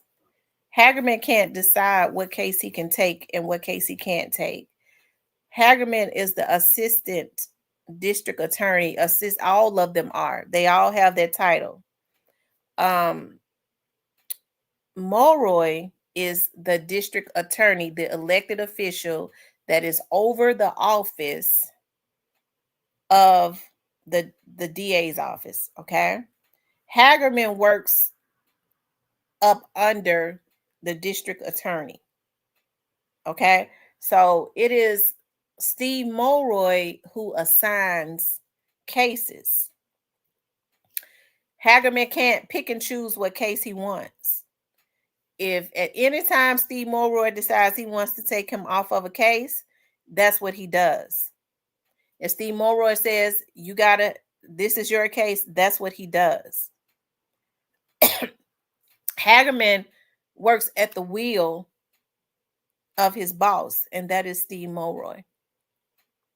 If Steve Mulroy had wanted for Hagerman to continue on, because I know that they're all really, even though it is all up under the umbrella of Young Dolph's case, they all basically have separate cases. You got the state versus Govan, the state versus Justin Johnson, the state versus Cornelia Smith. They are not charged partners. So I don't think Hagerman was ducking anything with Manny. There's no way in the world that a veteran prosecutor should have been removed from a case that he had more knowledge of, had been working on. That should have been his project, and the other prosecutors should have been supporting him. He should have been the lead prosecutor on the case, and that's how it should have been, instead of letting two rookies loose in a courtroom with a veteran who knows all of the tricks in the book. That's why they was sitting there looking like deer in headlights. Okay. They didn't know really anything about the case because Manny told so many lies that it was ridiculous. But because they had not done their research, they knew nothing about the case really, they didn't even call him on that.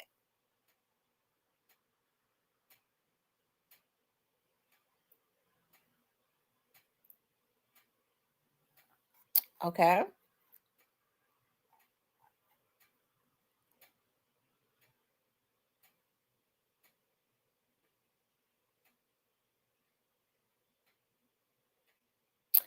I think Manny looked more, he looked like he was better than what he was to a bunch of prosecutors that looks to me like they had not done their research.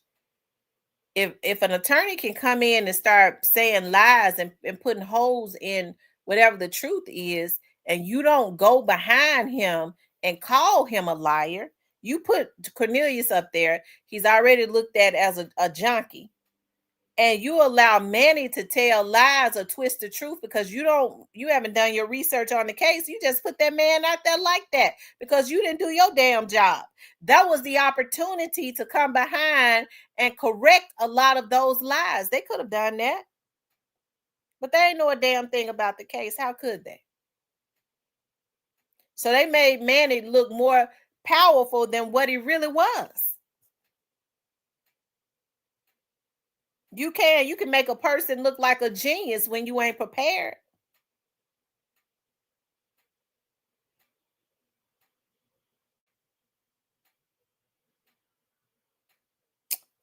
Jamarcus is related to Straight Drop. I don't know anything about him being related to the cookie shop.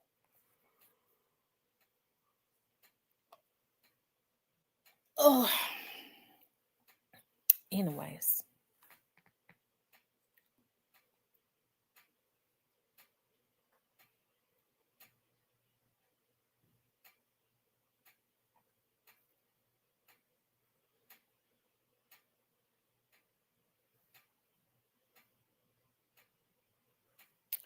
So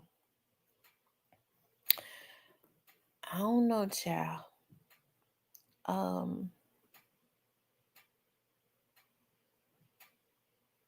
Cypress says the check cleared and Hagerman was removed.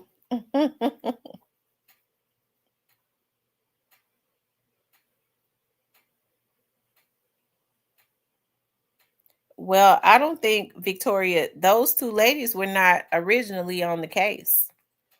It's so many cases come through the prosecutor's office, it's ridiculous. If prosecutors don't spend, I mean, it's not that many prosecutors. Can you see all the crime in Shelby County? So it's unfortunate. Yeah, I think when you know you got a big case like this, you should be going to no ends to prepare. But the truth of the matter is, I just gotta go and be honest. They probably didn't start preparing until 2 weeks before the trial. Okay.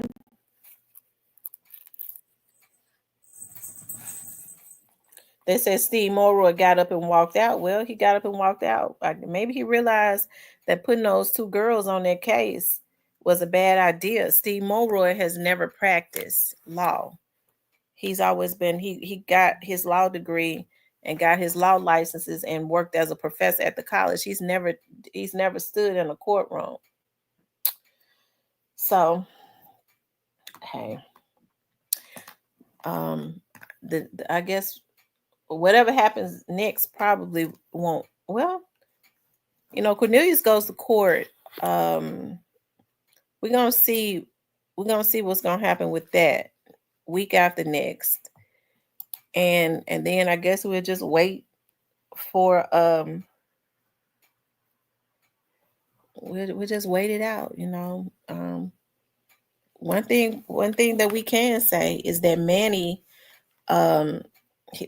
was brave enough to put a name on who actually made payments to these hitmen. Manny wanted for people to know that Quet didn't make the payments, that Yo Gotti made the payments, okay? How else would Manny know that unless Quet told him that? So we appreciate Manny for doing that. Quet and his attorneys did, I guess in a sense, what they did was they wanted for Young Dolph's family to know that Yo Gotti was the one that funded all of this. And I think that was a brave thing. That was a good thing to do. Of course, we already knew it, but but Quet and his attorney, through his attorney, I think that was a way of them at least letting Young Dolph's family, who are the victims, know the direction of where the money came from for the hits. What you mean you don't appreciate Manny for doing that? He had to have talked about that with his client first. Manny was only trying to make sure that people knew that his client didn't do that.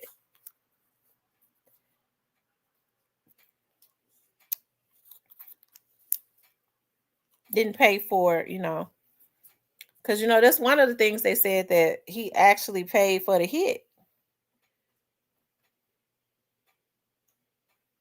I ain't mad at Quet for letting it be known who paid for the hit. It ain't just enough to say I didn't pay for it. He put a name on it.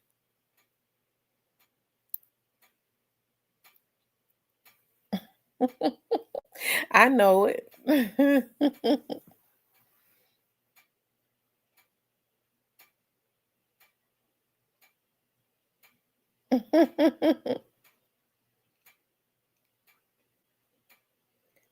He said, let me lock. So you said you're going to lock your bed in with Quet? Shout out to Quet for him and his attorney let it be known that Yo Gotti was the one that paid for these hits.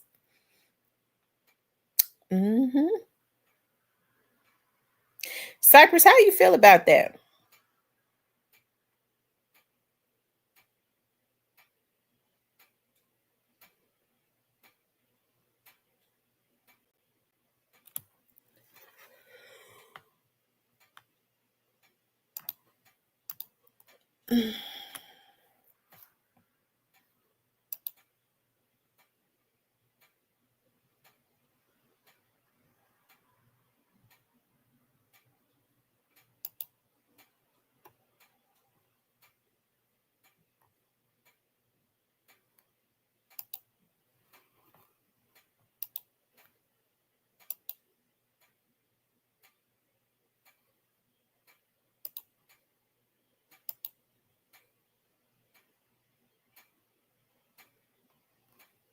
Mm-hmm.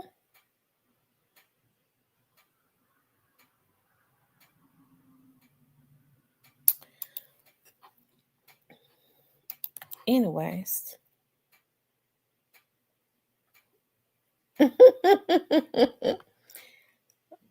Oh, okay. Well, I think that was an awesome thing that they did. I mean, hey, I would have did it too. I ain't do it. I mean, but I could let the family know who did do it.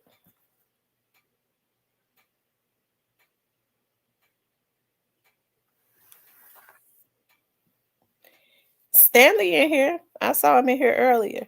He probably in the bushes. Mm-hmm.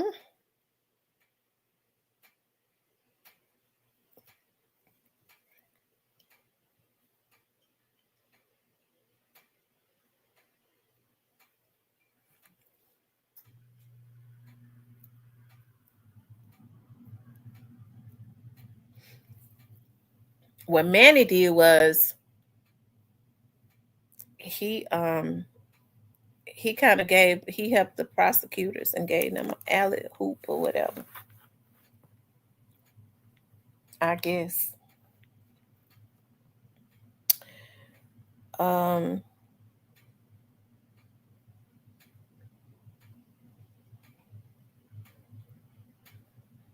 Y'all hit the like button for me.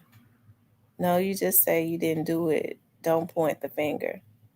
Well, no, I think I think that was the right thing to do.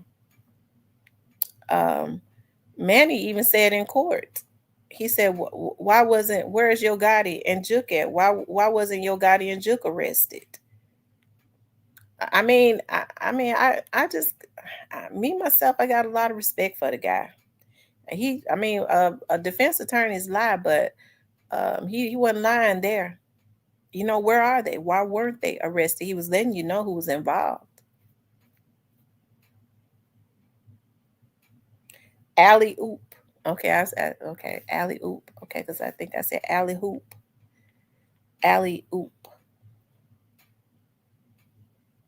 Sipe, the only conviction Hagerman would get right is that prosecutor being trash. Chat Town Finder says you said it right. The Black Barbie says, and I would back up off of Mr. Manny because I'm being nice now or I'm working on it. Laugh out loud. Round of applause to him or letting it be known. And standing back, wow, his buddy quit, acts a whole ass. So what y'all think about what's going on with Quit and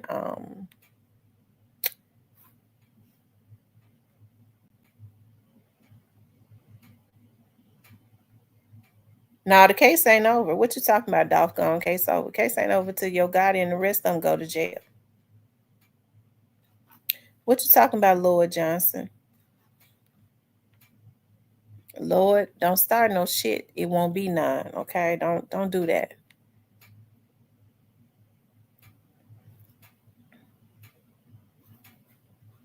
Y'all, Yo Gotti's starting to look worried.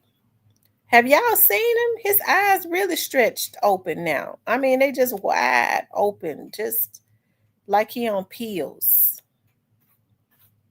I ain't saying he on pills. I'm just saying look like it.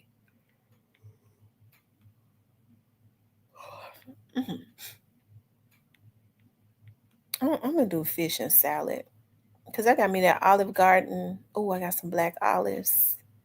That's what I'm doing, fish and salad. Yeah, I got me that Olive Garden dressing. I'm gonna do me a garden salad with my fish instead of rice. Um, ZK says Quet showing his true colors, ain't it? Victoria says Manny defended a sociopath who is now trolling YouTube showing his true colors. Chattown Finance says good with his bobblehead. I'm trying to figure out why people don't want Yo Gotti to go to jail.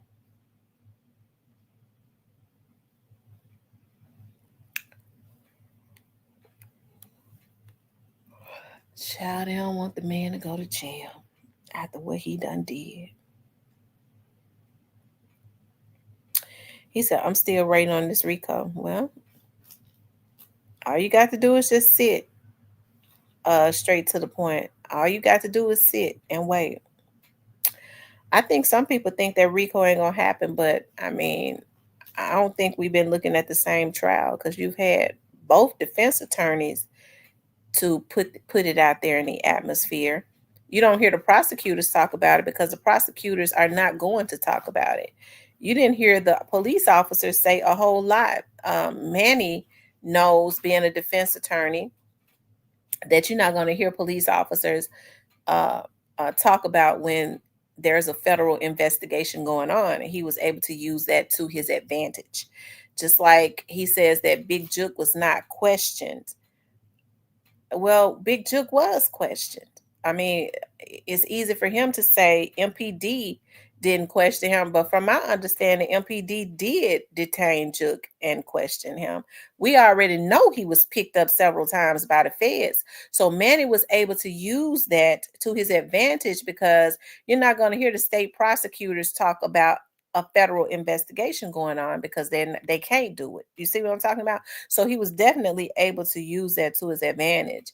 And I've heard some people, some folks say that some people was throwing shots at me. These motherfuckers already know.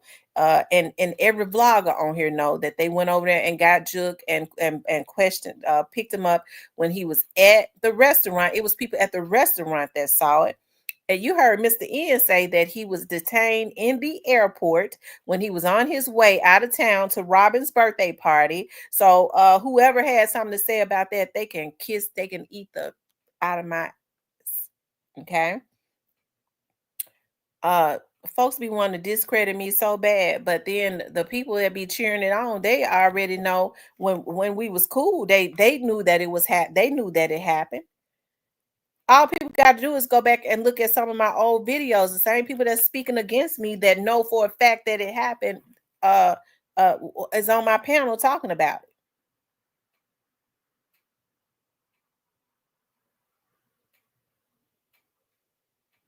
Okay. So I just thought about that. And I ain't even mad. But it's funny because somebody was telling me, and I ain't mad. People got a right to like and dislike whoever they want to. Okay. But somebody was telling me that somebody was over in a chat, in Cypress chat, I'll say this. And they didn't say the person, they didn't say your name. But I think they was trying to get an energy going. Talking about, I thought that Tamara said that Big Juke was picked up. And it ain't gonna change. He was. Okay.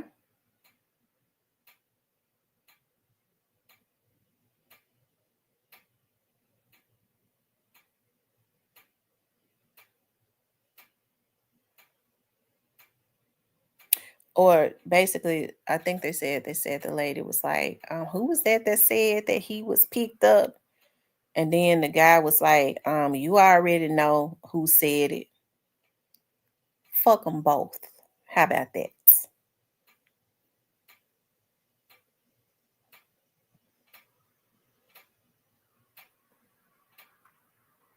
My thing is, if you don't like a person, what you ought to do is not come into their chat. But it's something to me that these men act like a bunch of fucking sissies. And so what they do is they like to sit back and because I know how some of these men work. Some of them I've talked to in the background, real super cool dudes, not messy. But then there's some that are. And what they do is they pride themselves on getting people. They call them hit people to send them out to go and do their dirty work. You need to get some hardcore folks because I've had people tell me that you need to get some of your hardest core folks to start going to some of these chats and going off on some of these folks. So I say I'm good. Why would I do that? I'm good. This is social media. I ain't into sending people out because I ain't gonna let nobody send me out. Okay. We good. But if you see somebody, you in a chat, hey, because I'll do it. And somebody talking about somebody that I mess with the long way, I'm going to stop them. I'm going to stop them and then I'm going to get up out that chat. But as far as sending people out, you go here, you go there, you go live, talk about them, do this, and that, trying to egg them on while I sit back laughing in the background. That ain't how I work. Because I much rather, if I can send something, if I could got somebody listening to me like that, okay, I'd much rather put some positivity in their brain so that they can go and really do something productive with them, for themselves in their lives. See, I don't come from the scum. I grew up in the projects until I was 13, but I just don't, I still didn't come from the scum. I don't have no scum personality. It ain't where you live, it's what's in you. And I just ain't no creep. I ain't no scumbag. Okay.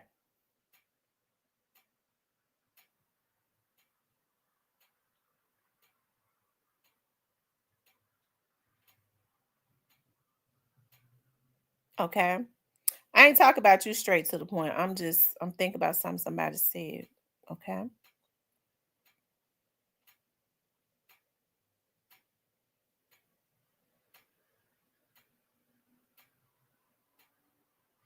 And see, it's one thing to say, well, you know what? I don't agree with that. I got my own opinion. That's cool. It's another thing when people go into a chat, well, when folks have agreements about something, well, disagree, or they have an opinion, well, such and such said this. They'll bring up a person's name so they can still start getting the motherfucking trolls to start trying to go in on that person. I don't even allow that in my chat. I keep those energies away. Okay.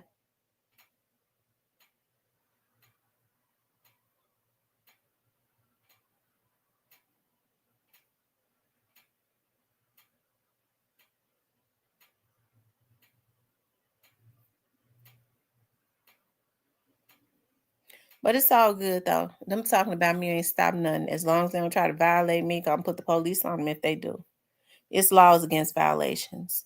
I guess I am gonna have to retain an attorney. I don't know what I'm gonna get other than just making their lives uncomfortable. They already miserable. What you gonna get from somebody that ain't got nothing? I guess when you put cease and desist on them, you put orders of protection, they continue to say your name, that's when you can start bringing charges against them. Who wants to do that? When all people got to do is mind their own business and stop feeling like that they can violate other people. Have your own opinion. Nobody's trying to stop people from having their own opinions. But what you're saying is when you looking into my chat, and I never said I knew anything. Everything. I told y'all in November of 2023 that somebody was going to be indicted. That's what I was told. It was supposed to be Jook. I really wish they had indicted him because maybe he'd still be alive. It didn't happen. You don't see me hiding up under a rock. Oh, well, I wanted this. I don't scratch my, it didn't happen.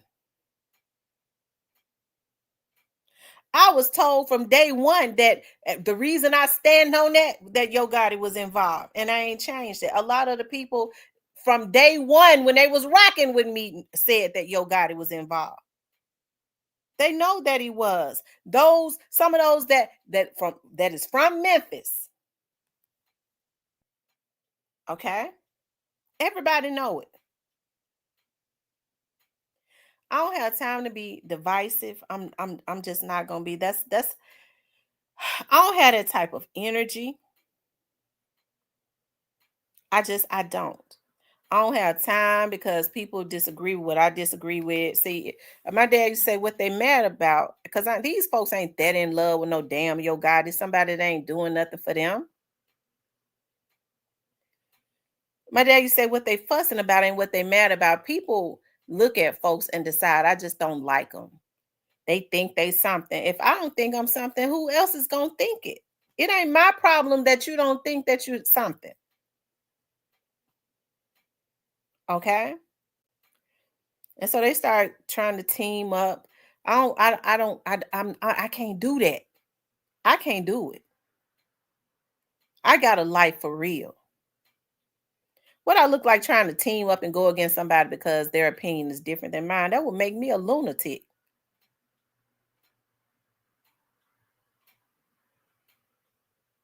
Okay? They start getting people, start trying to reach out to people that, they think that that know you. Hey, it's a darn shame with some of these people, the lengths that some of these people will go to try and hurt you. People that you've cared about. Hey, it don't matter to me though. It really it don't matter. I think that's a low shot when I don't know, people just take low blows. That's something that they got to deal with though. That's something that they got to deal with. Whatever it is, that's the reason, whatever the reasons are for doing it. Whatever it is that they're mad about, what they're angry about at you about, that's something that they got to deal with. Because I've been angry at people and I still haven't gone from channel to channel trying to hurt them because I'm hurt, because I got anger in my heart. That's not cool. And there's a lot of shit that I can say. You think I'm gonna have a personal relationship with somebody and I know everything about them? It's a lot of shit that I can say. But what I do is I write it off as that person just hurt. But what they doing is show ain't right.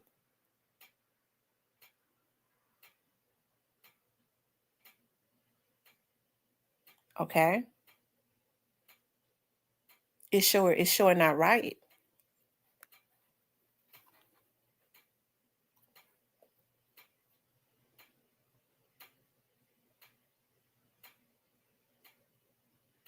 There's no way in the world. Because I got the platform to do it. That I'm gonna jump on my platform. And I've been to the point where I thought about doing it. I'm gonna jump on my platform and air him out while he trying to do me like that. I still haven't done it.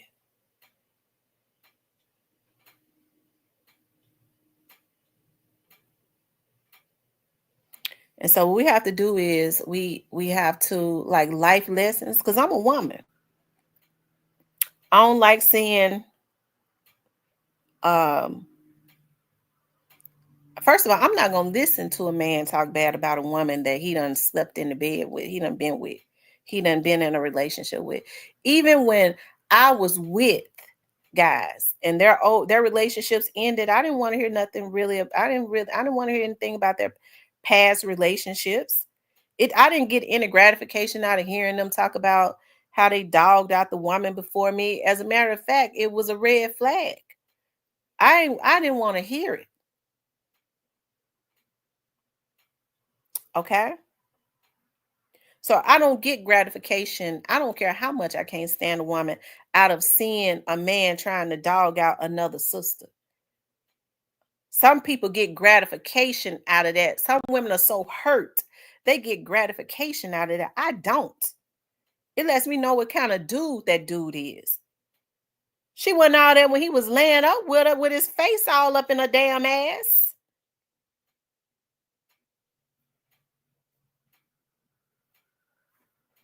So that says a lot about that person.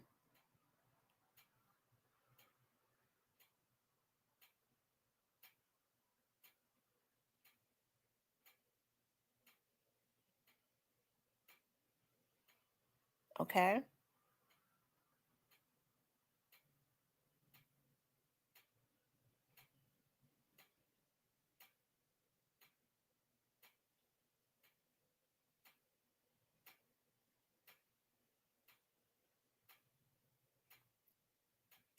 There are always two sides to every story.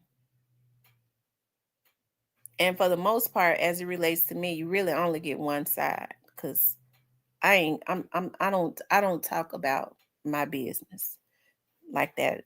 Not because I'm ashamed, because anybody that I've ever been with, I rocked with them. But I just don't tell my business like that. Because it ain't nobody's business. Well, she went, yeah, we did. That's what folks do when they're in relationships. They have sex. I told y'all I had not had sex in 2 years. Okay. So I mean, but that's what folks, do when they are in relationships. They get their groove on. Okay. So it goes from getting your groove on to whatever you claim you say you felt about the person, to run into their enemies trying to dog them out.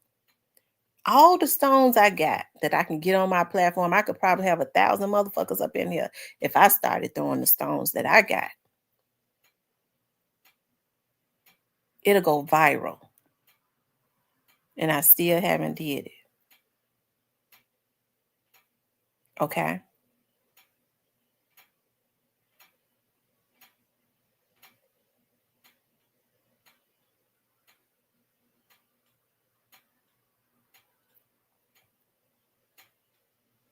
Well, I broke that celibacy this year, straight to the point.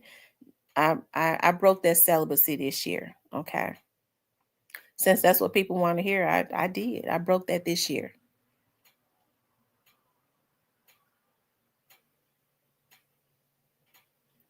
What man goes around telling people about what went on in his relationship with his woman at the time? What man does that?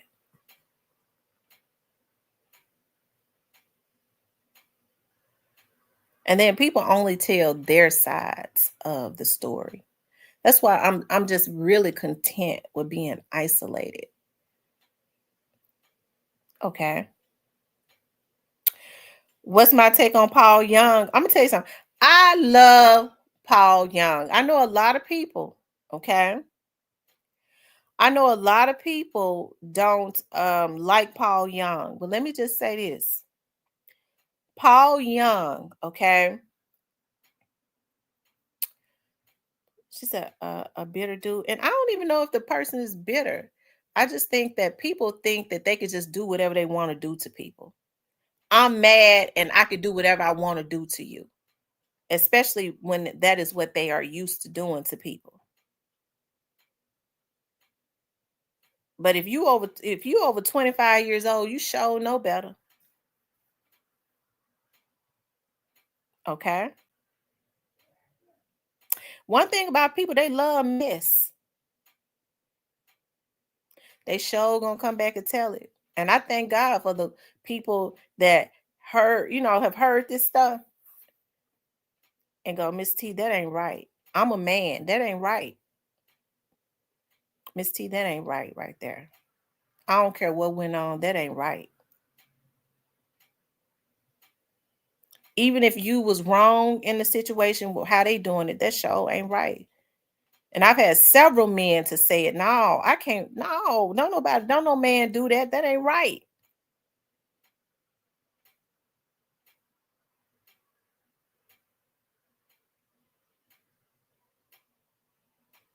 Okay.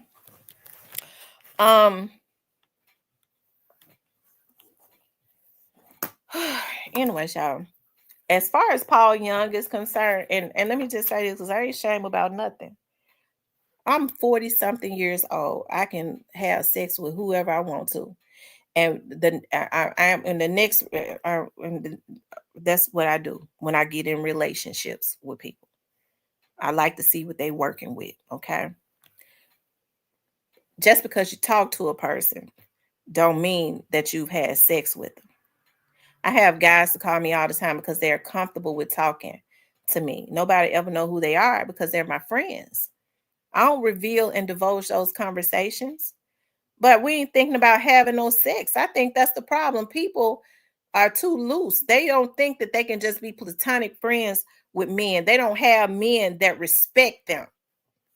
The guys that call and talk to me, they respect me. They ain't talking all up under my clothes or trying to get with me. They call to have grown folks conversations. And so when I hear folks say men and women can't be friends, well, people that think like that, either they don't know how to respect a woman, or that's a woman that has never been respected. Okay.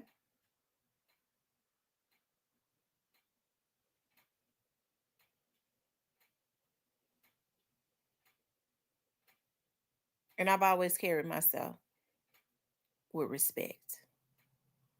I don't just let anybody into my temple. Never have.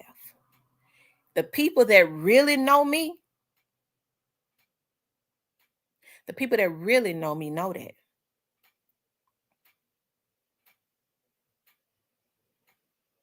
Okay.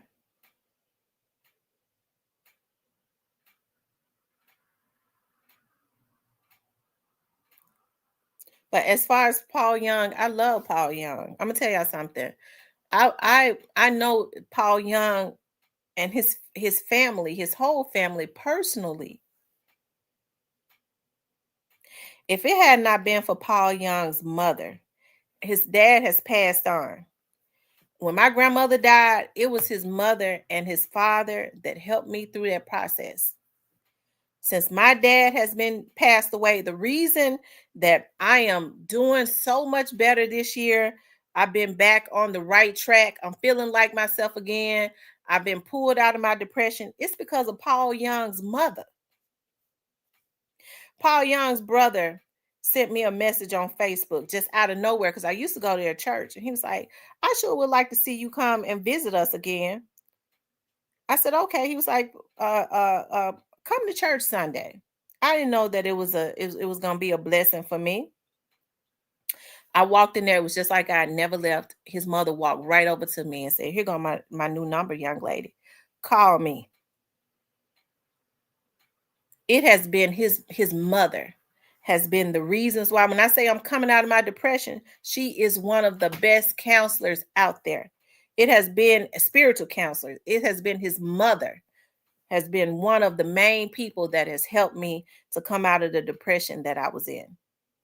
His whole family. I know a lot of people feel like, well, he ain't doing this, and that. I think they ain't giving the man a chance.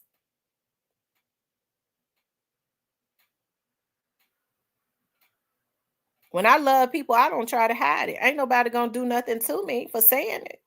People have a right to feel how they feel. And that's how I feel.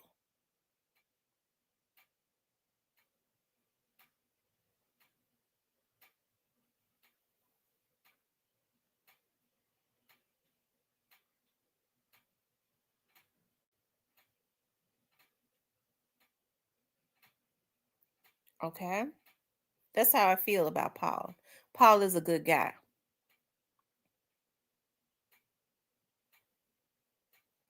And we're going to have Paul to speak. Paul and David.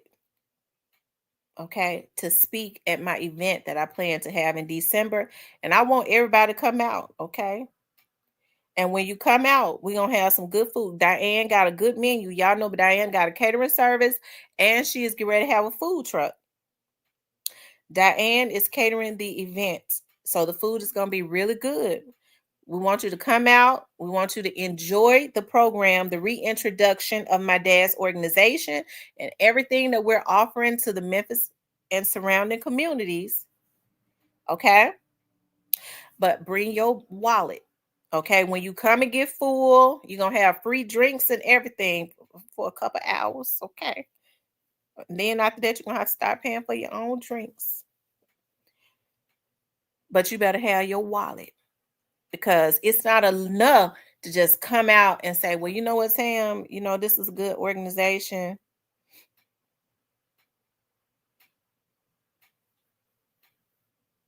Okay.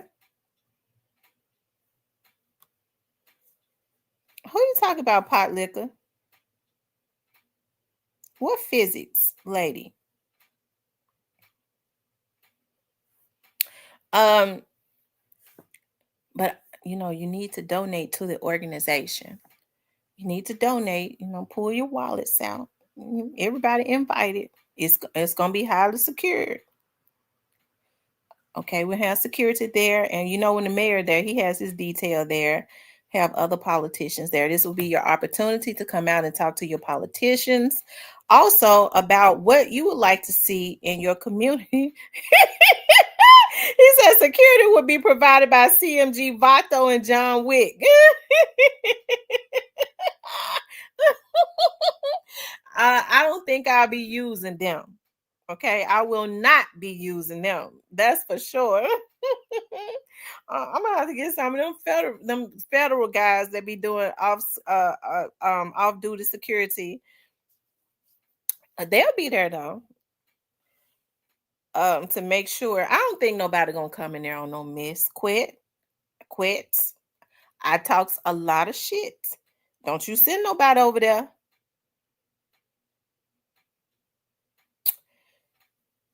Y'all make sure y'all hit that like button, okay? Y'all make sure y'all hit the like button. Please like, share, and subscribe. Yes, Top Security. It's a black tie event. It's going to be a black tie event. I want everybody to come and and support. That's how you network with people. When you got all of I plan to have just about all of the same politicians in the place. I'm gonna go on channel. I know I can go on channel 24.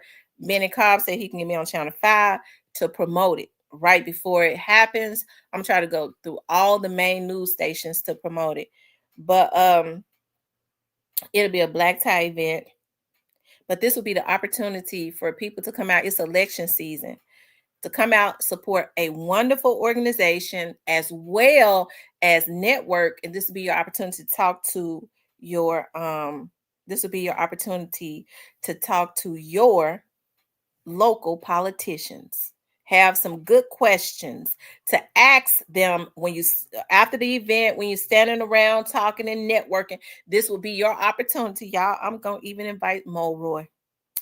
Yeah, I'm inviting Steve Mulroy, and he gonna come. Steve comes to everything. I'm gonna tell y'all that now. Steve comes to everything. He gonna come. He gonna go straight to the bar.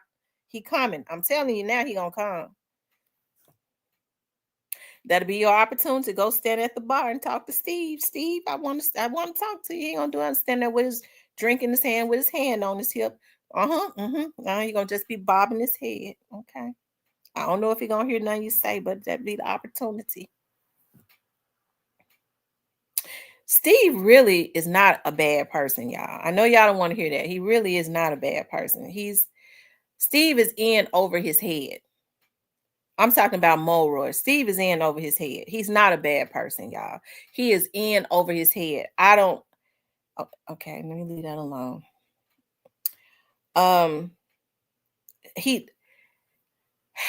Steve, I think Steve should have, if he knew.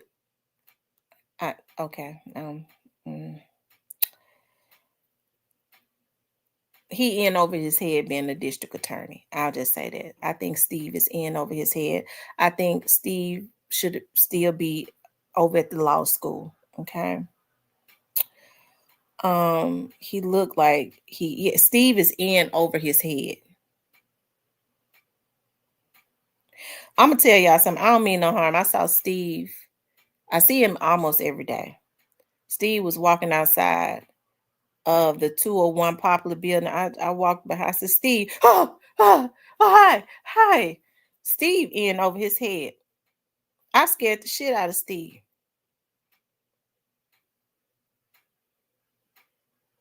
I said whatever I said to him. He was staring. It took him a minute to process. Oh, yeah. No problem. Yeah, no problem. He really is a nice guy. He in over his head. I'm telling y'all that right now.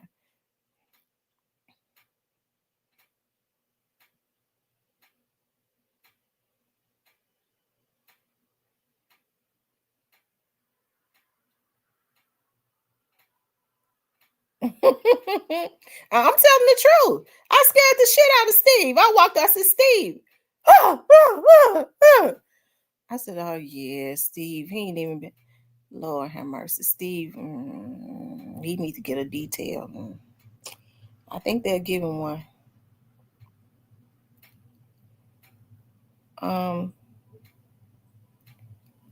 Lion sound like he trying to figure out how to get some.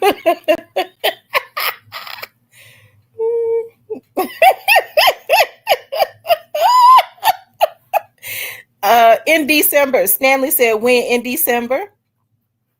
It's gonna be in December. I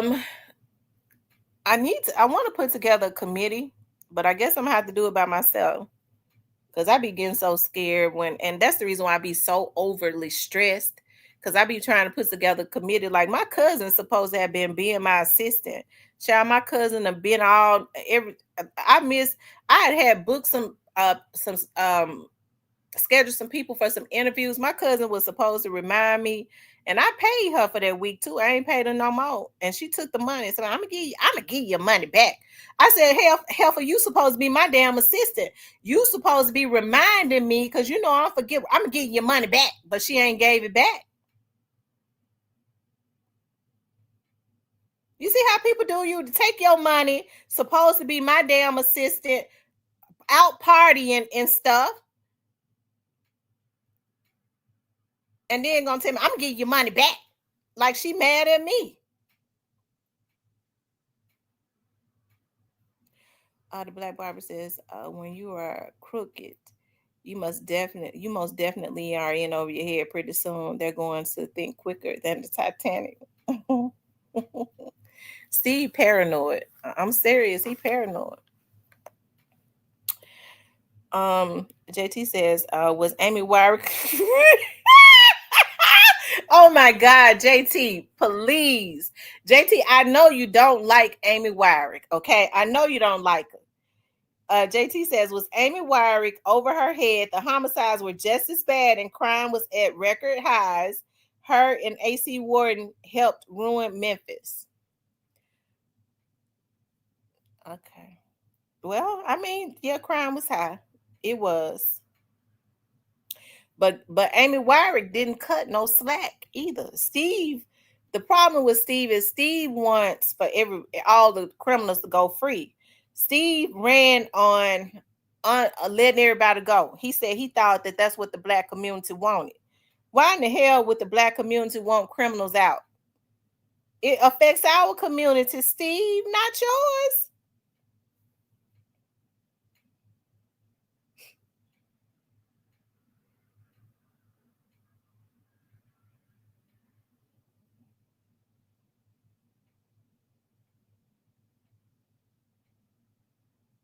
Steve was at an event. He took a picture with my nephew. Steve got down on one knee. I was talking to Steve. Steve, listen, Steve ain't no bad person. I'm gonna see if I got that picture he took with my nephew. He coming to the events now.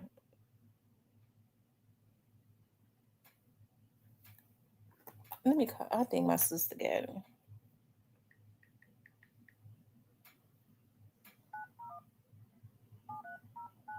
I want y'all to see how Steve was looking. The food would be superb. Come out and let's meet. That's right. Let's meet and greet. and learn about a fantastic organization and donate.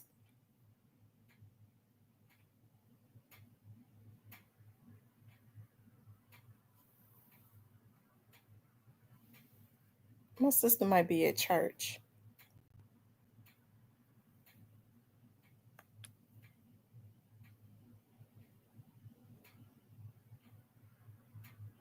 Hey, listen, do you got that picture of your phone of the event that we was at when Steve Monroe was over there talking to me?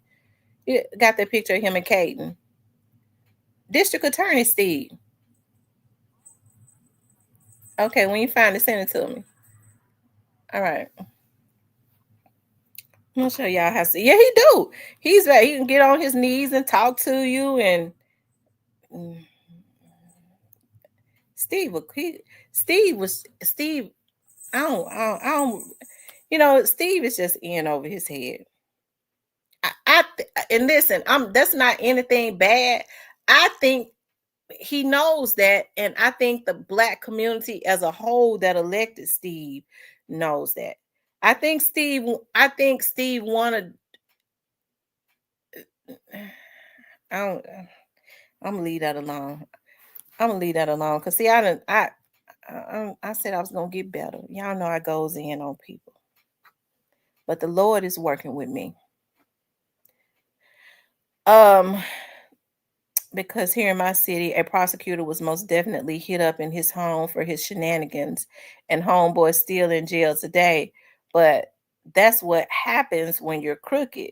Victoria says, is he married to a Black woman? No, he married to a white woman. He married to a white woman. I don't even know. I don't know if Steve, but I'm gonna tell y'all something now. Hagerman,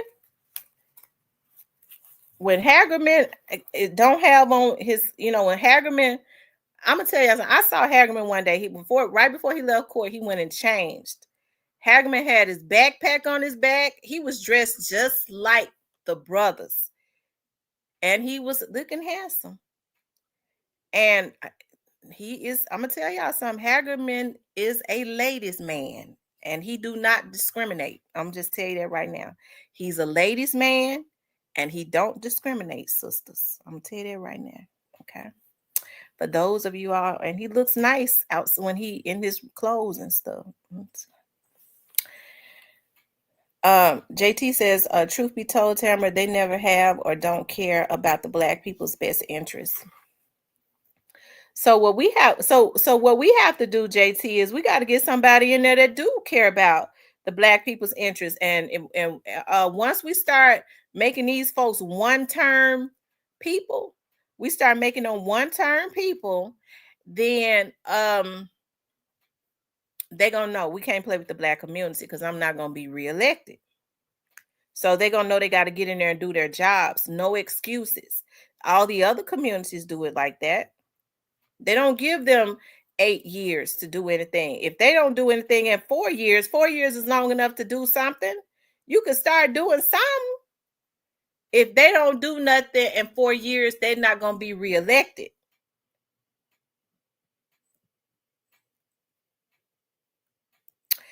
The event will be free. We're just asking for donations.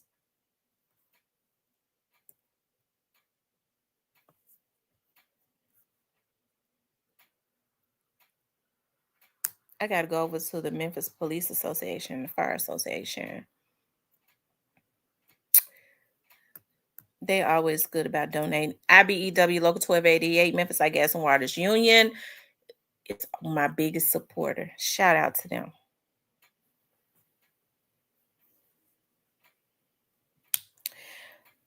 Ronald Gray says, all them politicians are crooked, but your trust in the Most High, period. I agree, Lynette. Black people got to care about Black people. Once they see that we care about each other, you're not going to see a white police officer, a Black police officer, or no other police officer think they could just shoot a Black man in the back and get away with it. They gonna know that there are really consequences. You're not gonna see judges letting people off that's just killing innocent Black folks. Okay, because they're gonna know that the Black community care about each other, and they're gonna lose their seat on the bench. We can't even get together and ensure that we are united enough to let them know you can't play with the Black community, but we can't uphold folks when they wrong. When these folks out here destroying the Black community, we got to have something in place. It's got to be some repercussions for them doing that. We can't just let people get away with destroying our community just because they Black. We got to have something in place. It's got to be some repercussions for their ass. And if they think they're going to be violating our women and kids, the Bible said the wages of sin is death. Okay, now that's what the Lord say.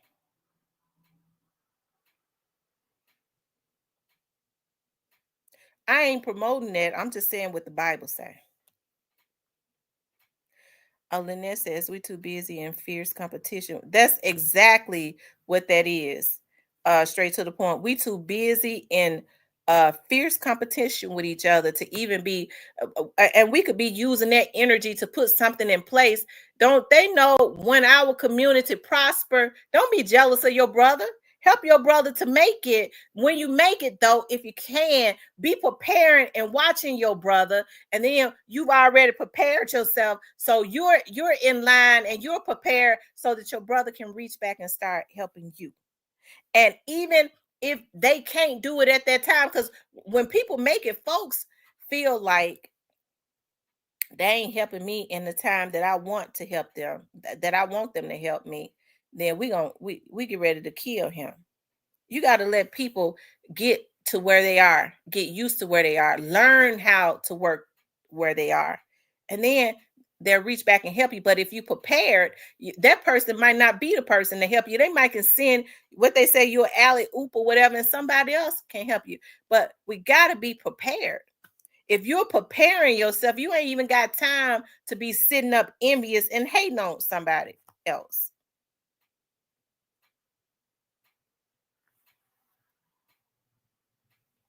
Oh, okay, so I should have a bar where they have to pay. Okay. Then it won't be a free bar then. I mean, it won't be a free bar. You'll have to buy your drinks. I'm gonna have a bartender there though. You'll just have to buy your drinks. Cause that's true. Cause I thought about, I was like, well, maybe I'll do an hour of drinks for free. But you're right. They'll drink all. Somebody will stand up there and drink all the liquor for an hour, won't it? You can't even be nice to people. It'll be the preachers. I'm just kidding. Ronald Gray says being jealous and envious runs in our blood. Unfortunately, that's true. I think that is something that they train. I mean, I think, but you know, I get to thinking about y'all. I get to thinking about you guys. Like, I love to look at like slave and plantation movies. I love to read about like Harriet Tubman, like all of the slaves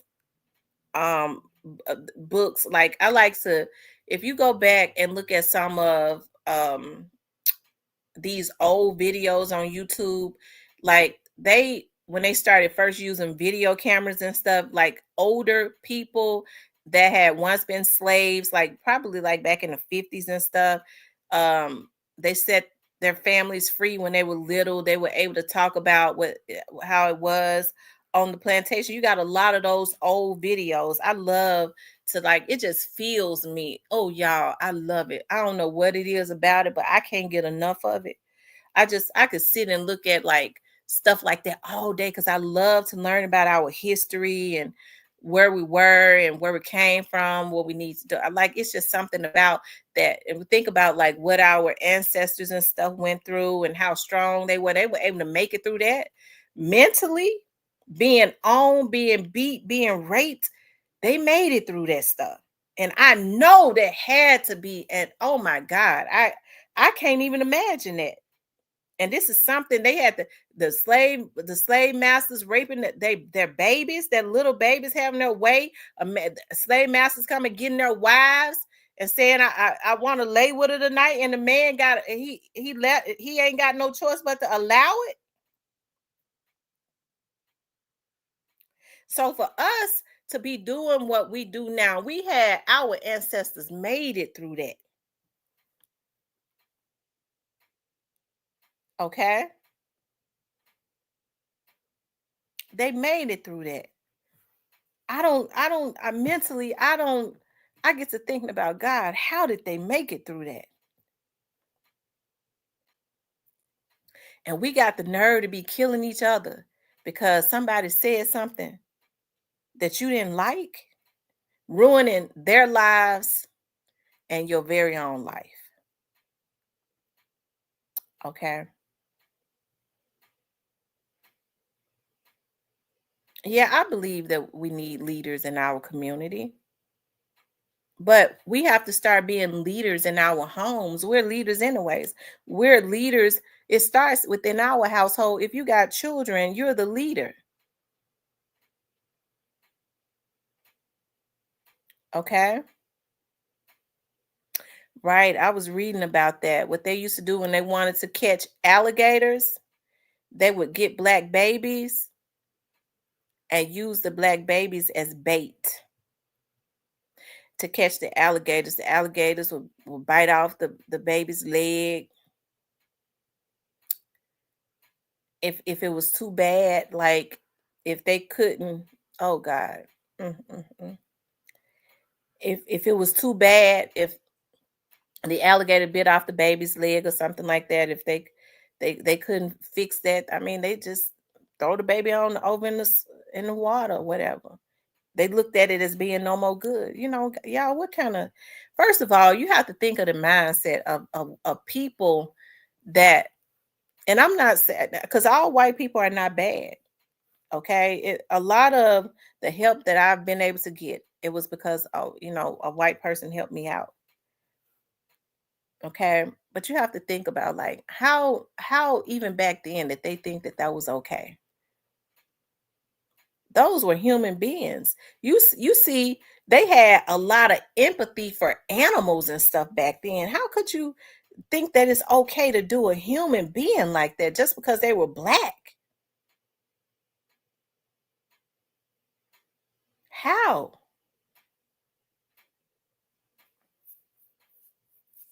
Okay.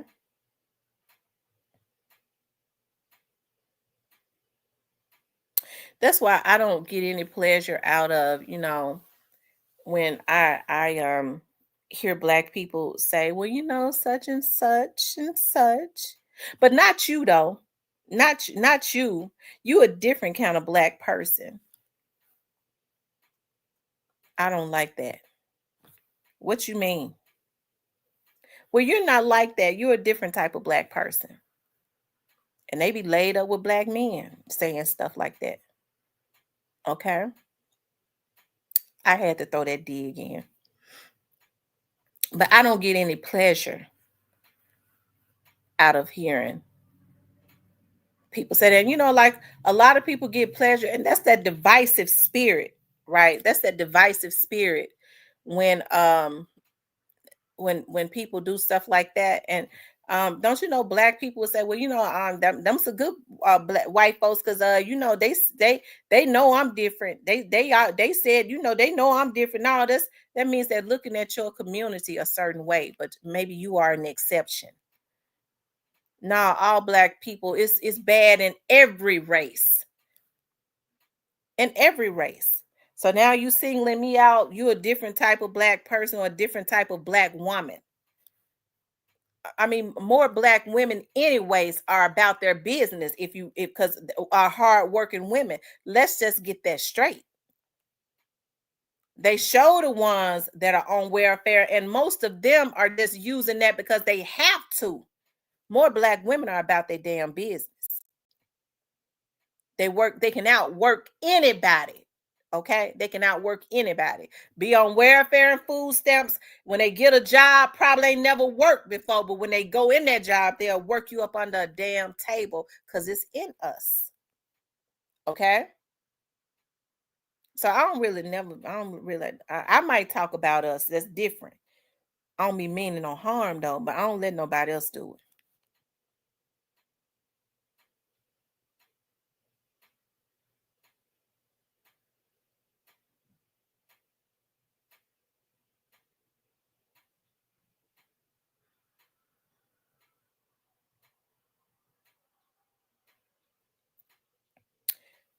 Ronald Gray says, my mama said, excuse me.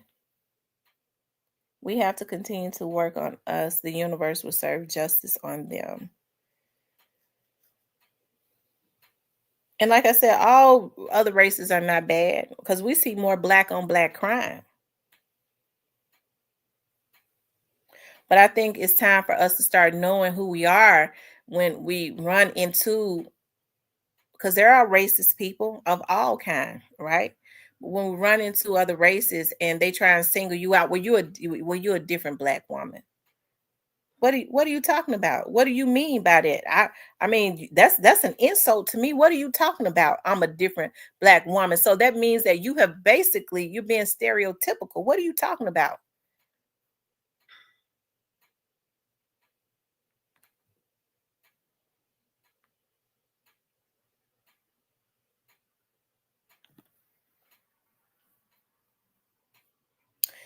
That's what I be telling my kids. I'm like, why don't y'all look at the mama? Okay, mama. We looked at all the slave movies. Okay, mama. My girl said that all the time. Mom, we've looked at all the slave movies. It ain't no more to look at. We already looked at every one of them because you sent all of them to us. I be wanting them to see that they stand on the shoulders of greatness. Okay. That's where we come from. Okay. You know, a lot of people will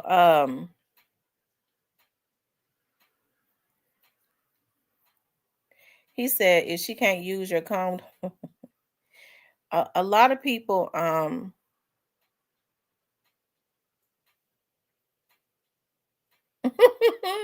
JT JT said it's more white on white crime. I'm sure it is.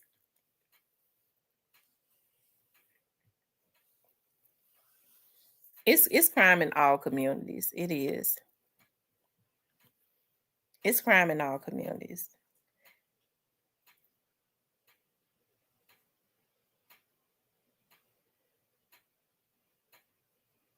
He said they'll just throw us some bogus stats.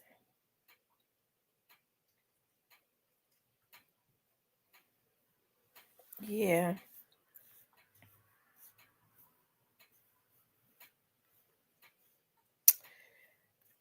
They only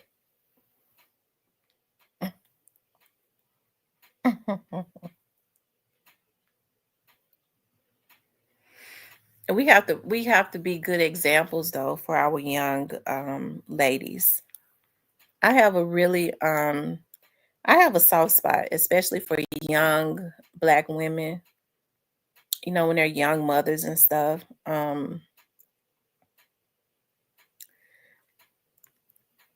Hey, I do. I don't think that they should just be written off, you know, as being when you see a girl and she's got a whole lot of children and she's like in her early 20s, some in their teens. We can't just write them off like that. It's something that's not right about that. You know what I'm talking about? Like it's not normal.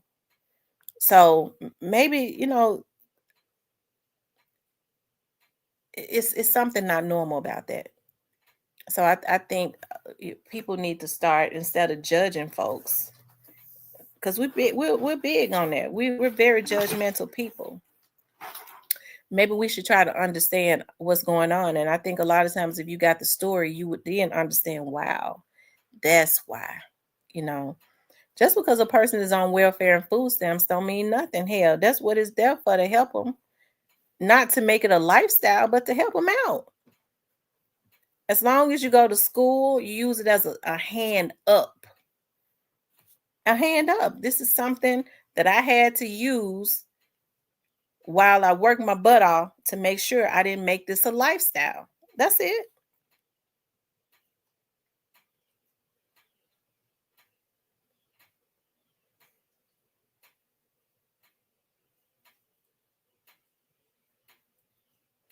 Said they act a fool also, Tamara. JT. Victoria said we don't have a choice. Hey, I think that, women should look into, if they can, being role models to young women, if they can. Those that would allow it, that want it. Everybody don't want it.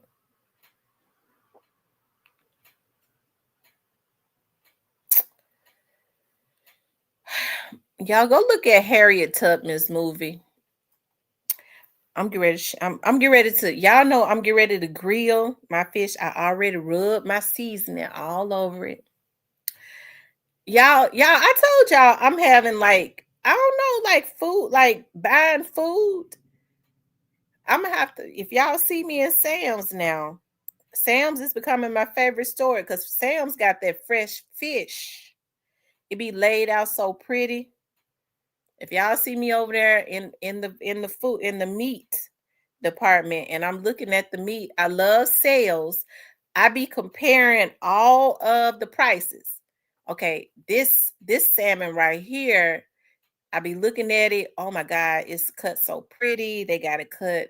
It's big. It's wide. Okay, this salmon right here is $24.99. This one right here is $24.50. This one right here is $23.19. I'm that one. I be focusing. I'm like, okay, this one is prettier. It looks fresher. It's 3 cents less. I be comparing all the prices and stuff. Y'all, I love it. So I got my trout out, right? And I bought some new seasoning and I seasoned it up this morning. I rubbed it down, letting it marinate. And I'm getting ready to put that thing on the grill. I was gonna say I would put some on there for tomorrow, but I can't eat fish. Like I have to have fish fresh. So what I'll do is I'll grill it every day because I can't grill it and then like chicken and then have some for tomorrow. I have to grill it every day and eat it as I grill it because once it get cold, it's over. I don't want to heat it up. It just ain't right. So I'm gonna be looking at my slave movies. Somebody once told me you sure do like to look at them slave movies. So I'm gonna be looking at my slave movies because I got the day to myself. I ain't having no company. I ain't going nowhere. I got up this morning cleaning up. I'm gonna shampoo my carpet and my fish gonna be on the grill and I'm gonna make me a garden salad. And I'm gonna look at Harriet Tubman. And then I'm gonna look at some cases. I agree, Tamara. She needs positive conversation and support instead of criticism. More girls that have babies early on have been molested. People don't want to deal with that. A lot of these boys, people don't want to deal with it.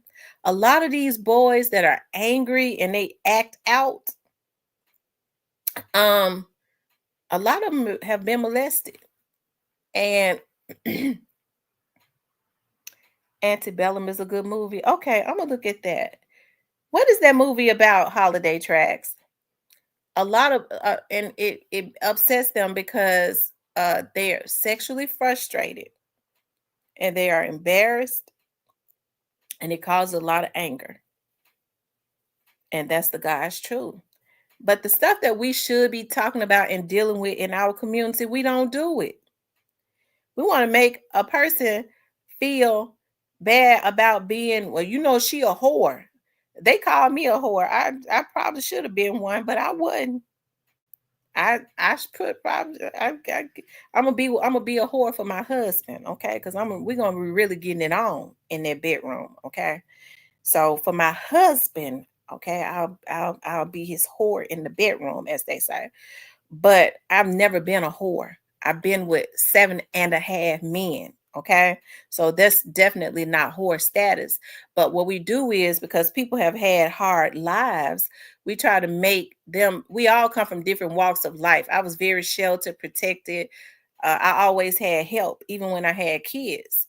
So my mom and dad and them helped me, but there were girls who didn't have that. So they had to do strange things to make it. We can't make people feel guilty about that, or not feel guilty, but we try to make people feel bad about that. We don't know what people go through. That's why I don't judge people like that. When they say, you think you better than somebody else, I don't judge folks for that. I understand that everybody, they had the same type of support, and they had to do what they had to do. Okay, it's unfortunate, and sometimes it messes with them mentally. So I'm not into making women feel shame. I don't feel bad when they say, well, they say she messed with all them police officers. Them damn police officers be in the bushes over here. Okay, they get to say, Tamara, you was doing it like that. Shit, you work with us. How come we didn't know? Because it's a lie. I don't defend lies. Just like when they was talking about my dad was caught up in some scamming in Tennessee Waltz. My dad's name is Rick Thompson. Tennessee Waltz is that was very public. See if you see his damn name. Hell no. I don't defend lies. But I also am not into, because people might not have had it as good as some of us had, good support systems and all of that. No young woman wants to be sleeping with men to take care of her children. So that's something that she's had to resort to. I hate that. I do. I hate it. And so I'm not trying to make the lady feel bad. The only thing I can do is pray for her. Okay. Because I know it's got to mess with your mind. I've heard a lot of prostitutes say the reason that they stay on drugs is because and when they prostituting to pay for their drug habit, they say I more of them say I can't even have sex with the John if I'm not high, because it makes them sick to the stomach. So they got an addiction, and then they have to stay high not to even think about these damn nasty ass men that they don't want, that's on top of them. They ain't doing it because they like the sex. They're doing it because they got a sickness. And more of them, when they start to pull away from the drugs, the idea of them prostituting, a lot of them can't even deal with that. So we gotta stop being so hard on each other, because we all come from different walks of life. I've been real blessed. Okay. And I had to understand, when I used to always be telling, I can't understand how people do this. I can't understand why people do that. And my friend had to tell me, Tamara, everybody ain't had your life. You can't judge people based on you having a loving home. They ain't have your life. Some people have always been in survival mode, so they had to do whatever. Okay. And when you look at it like that, you start looking at people different, looking at things differently. In a perfect world, we don't have to do all the type of stuff, a lot of stuff. That's in a perfect world, but we don't live in a perfect world. And I think for me, with my mentality, I was caught up in wanting everything to be in a perfect world, because I've always basically had shit laid out for me. Okay. Everybody it hadn't been like that. And I think that's the reason why I've gotten stuck in the back so much, because I've always felt like people would think like I think, you know what I mean, would have the type of mentality that I have, the type of heart that I have, you know what I mean? I'm a good person, and people gonna appreciate that. No, when they've been in survival mode, they just look at you as a lick. That's it. I'm gonna come up off of this person because they were raised differently. Okay, they've come from a different environment. They might not mean no harm, but this is just their mentality. Oh, okay, I got a way in the door. This right here is a lick for me. Whereas I'm looking at it as an opportunity and appreciation. Oh, this is a lick. Is she gonna let me do it? It's sad and unfortunate. So we were all raised differently. Some people were raised to just survive. I was raised around love and working hard, and I was taught another different set of values. Everybody was not taught that. So that's why I always say, and I even tell my daughters, the yoke has to be equal. Because I don't care how good you are to people. If they're in survival mode, if they are a certain way, they've been raised a certain way, they'll never appreciate you, ever. You'll always be a lick and a come up if you let them. Okay. Anyways, y'all know I got to get off and take my fish. I picks it up gently and I put it on that cardboard and put it on the grill. It don't take fish no time though, to cook. Once I put that fish on the grill, it'd be done in like 15 or 20 minutes. And it'd be so good. And I'm gonna lay it on top of my salad. And I got some black olives today. I love black olives to put on my salad. Tam and Chad starting my fast absolute at 6 p.m. today to 6 p.m. Saturday. Please pray for my journey. I definitely will. Fasting is awesome. It helps with your mind. It helps with because you know what? I think like when you fast, it helps with your third eye. I'm telling you, it helps to clear your mind. You start to see things. I think God is able to deal with you more. You start getting ideas like rivers of flowing water. And I'm serious. Like fasting is so magnificent. It is. I would recommend that. I know a lot of people are diabetics. I mean, eat some, find a way to fast that will be healthy for you. Even if you like have to eat some lettuce, drink a lot of water, find time periods where I'm gonna tell y'all the first time that I knew that fasting worked. I remember I was working this job. I think I was working at some grocery store because I had worked at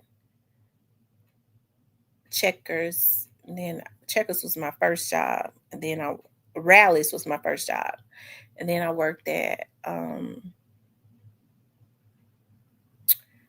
a grocery store. And anyways, I didn't go in, okay, and the manager fired me. He fired me, and so my grandma was like, "You can get some unemployment." I said, "Really? I didn't even know anything about unemployment." Well, anyway, when I applied for it, the company, the grocery store I was working for at the time, I must have been about like 19 or something like that. They fought against it. They did something. I can't remember everything verbatim, but I started fasting because I was like, I'm gonna have to go get a job. If around that time we don't be studying no jobs for real. And so anyways, I remember I fasted from 8 until 12. This is my right hand to the Lord. I fasted from 8 until 12. And I fasted from 8 until 12. At 1 o'clock, the lady called me because we were supposed to have, I think, a conference with the manager of the company and with me and I guess the unemployment people. And then she called me. She's like, "Oh, there won't be a conference." They called and said they're not going to fight you, so we're just going to give you your unemployment. I don't even think the check was numbered like $100 a week. But I was like, wow. I mean, I felt like me fasting and praying and not eating for those 4 hours is the reason that happened. That's what I thought.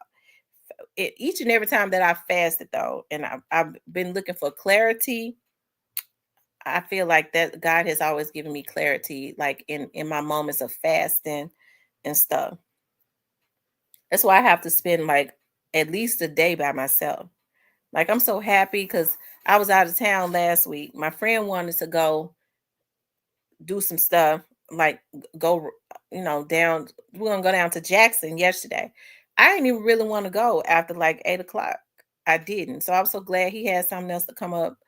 And but then, went to eat or whatever. But like today, all day, I get to spend all day by myself to regroup. I think that's important. Sometimes I think people like to be around folks all the time. For me, I have to have a day to revitalize myself, to spend time by myself. Like I get to, like I was up at like 5 o'clock this morning cleaning up. That's when my head is clear. Shampooing my carpet, all of that.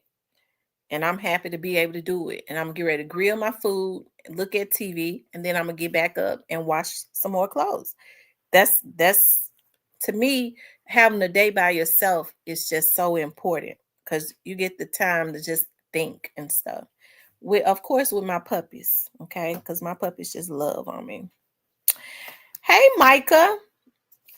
Anyways, you guys, I'm gonna get off of here so that I think Hilda said he's coming on today. Y'all, I don't know how we got on here talking about Trump, and then we talk about CEO Tezy, and we talk about Jeremiahtaylor. I think I talked about them.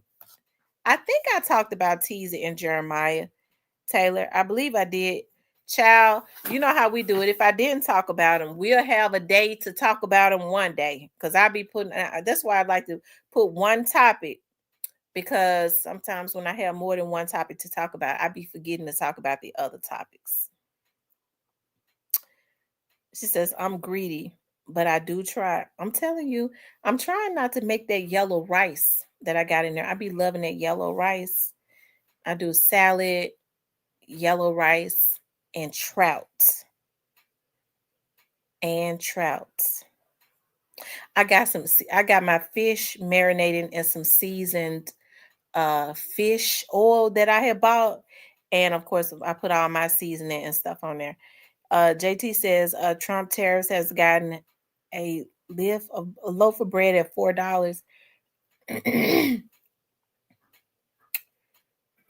want the housing market. I'm just praying about that. I'm praying about the housing market in the Memphis area. Y'all, the housing market in the Memphis area is totally out of control. It is. It's totally out of control. It's totally out of control. Tennessee was one of those states, especially. And you know what? When I look at like houses, I think it hits in Tennessee, the Memphis area more. It seems like to me because it's more Black people. I wants to stay where I'm at, but I was thinking the other day, I was like, I mean, Millington is in Shelby County. I might have to go to Millington. I ain't got no issues with it, but I want to stay where I'm at. I love where I'm at. I do. I love it so much. And I recently just moved, but and now I'm ready to like make it like permanent. And I ain't gonna even lie, y'all. The houses where I'm living at, the cheapest house that I've seen is like $600 and something thousand. It's like it was actually $699,000. And guess what? It wasn't nothing but like it was like a 3-bedroom, 2 baths.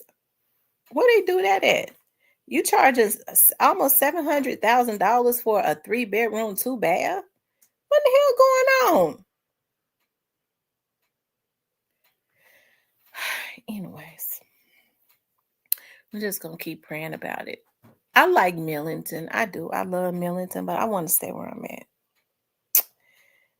So, anyways, I got a year to think about it though.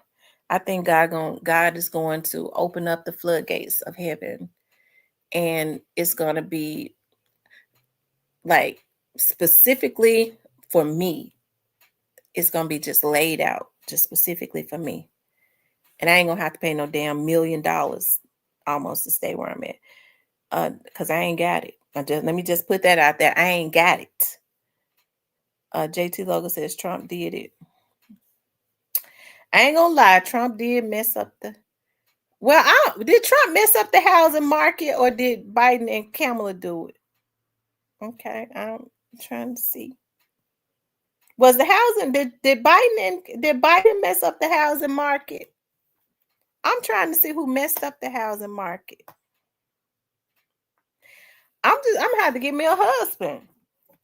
if I'm gonna get one of these houses there where I'm at, I got to have me a husband. But I don't want to be worried with no husband that I don't want just so he can pay them damn bills. Look like I'm gonna have to give me one. Shit. It definitely won't be my ex-boyfriend. He'll get on my nerves so bad. It's ridiculous. He won't leave me alone.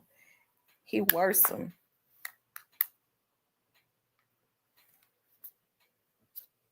JT, the tariffs didn't do that to the housing market. The housing market was already like that.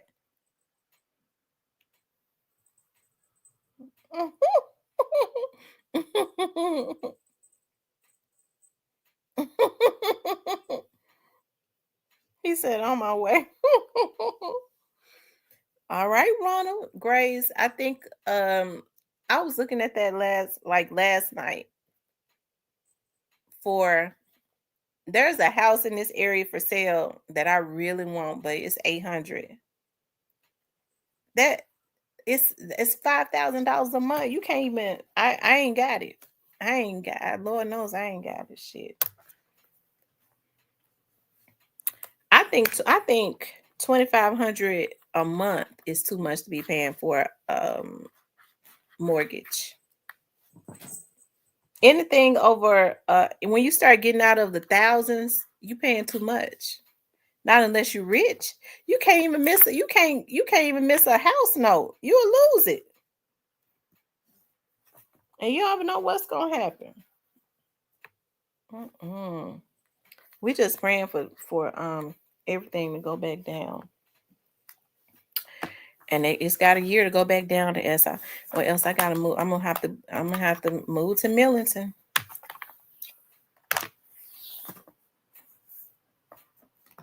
It's some beautiful houses.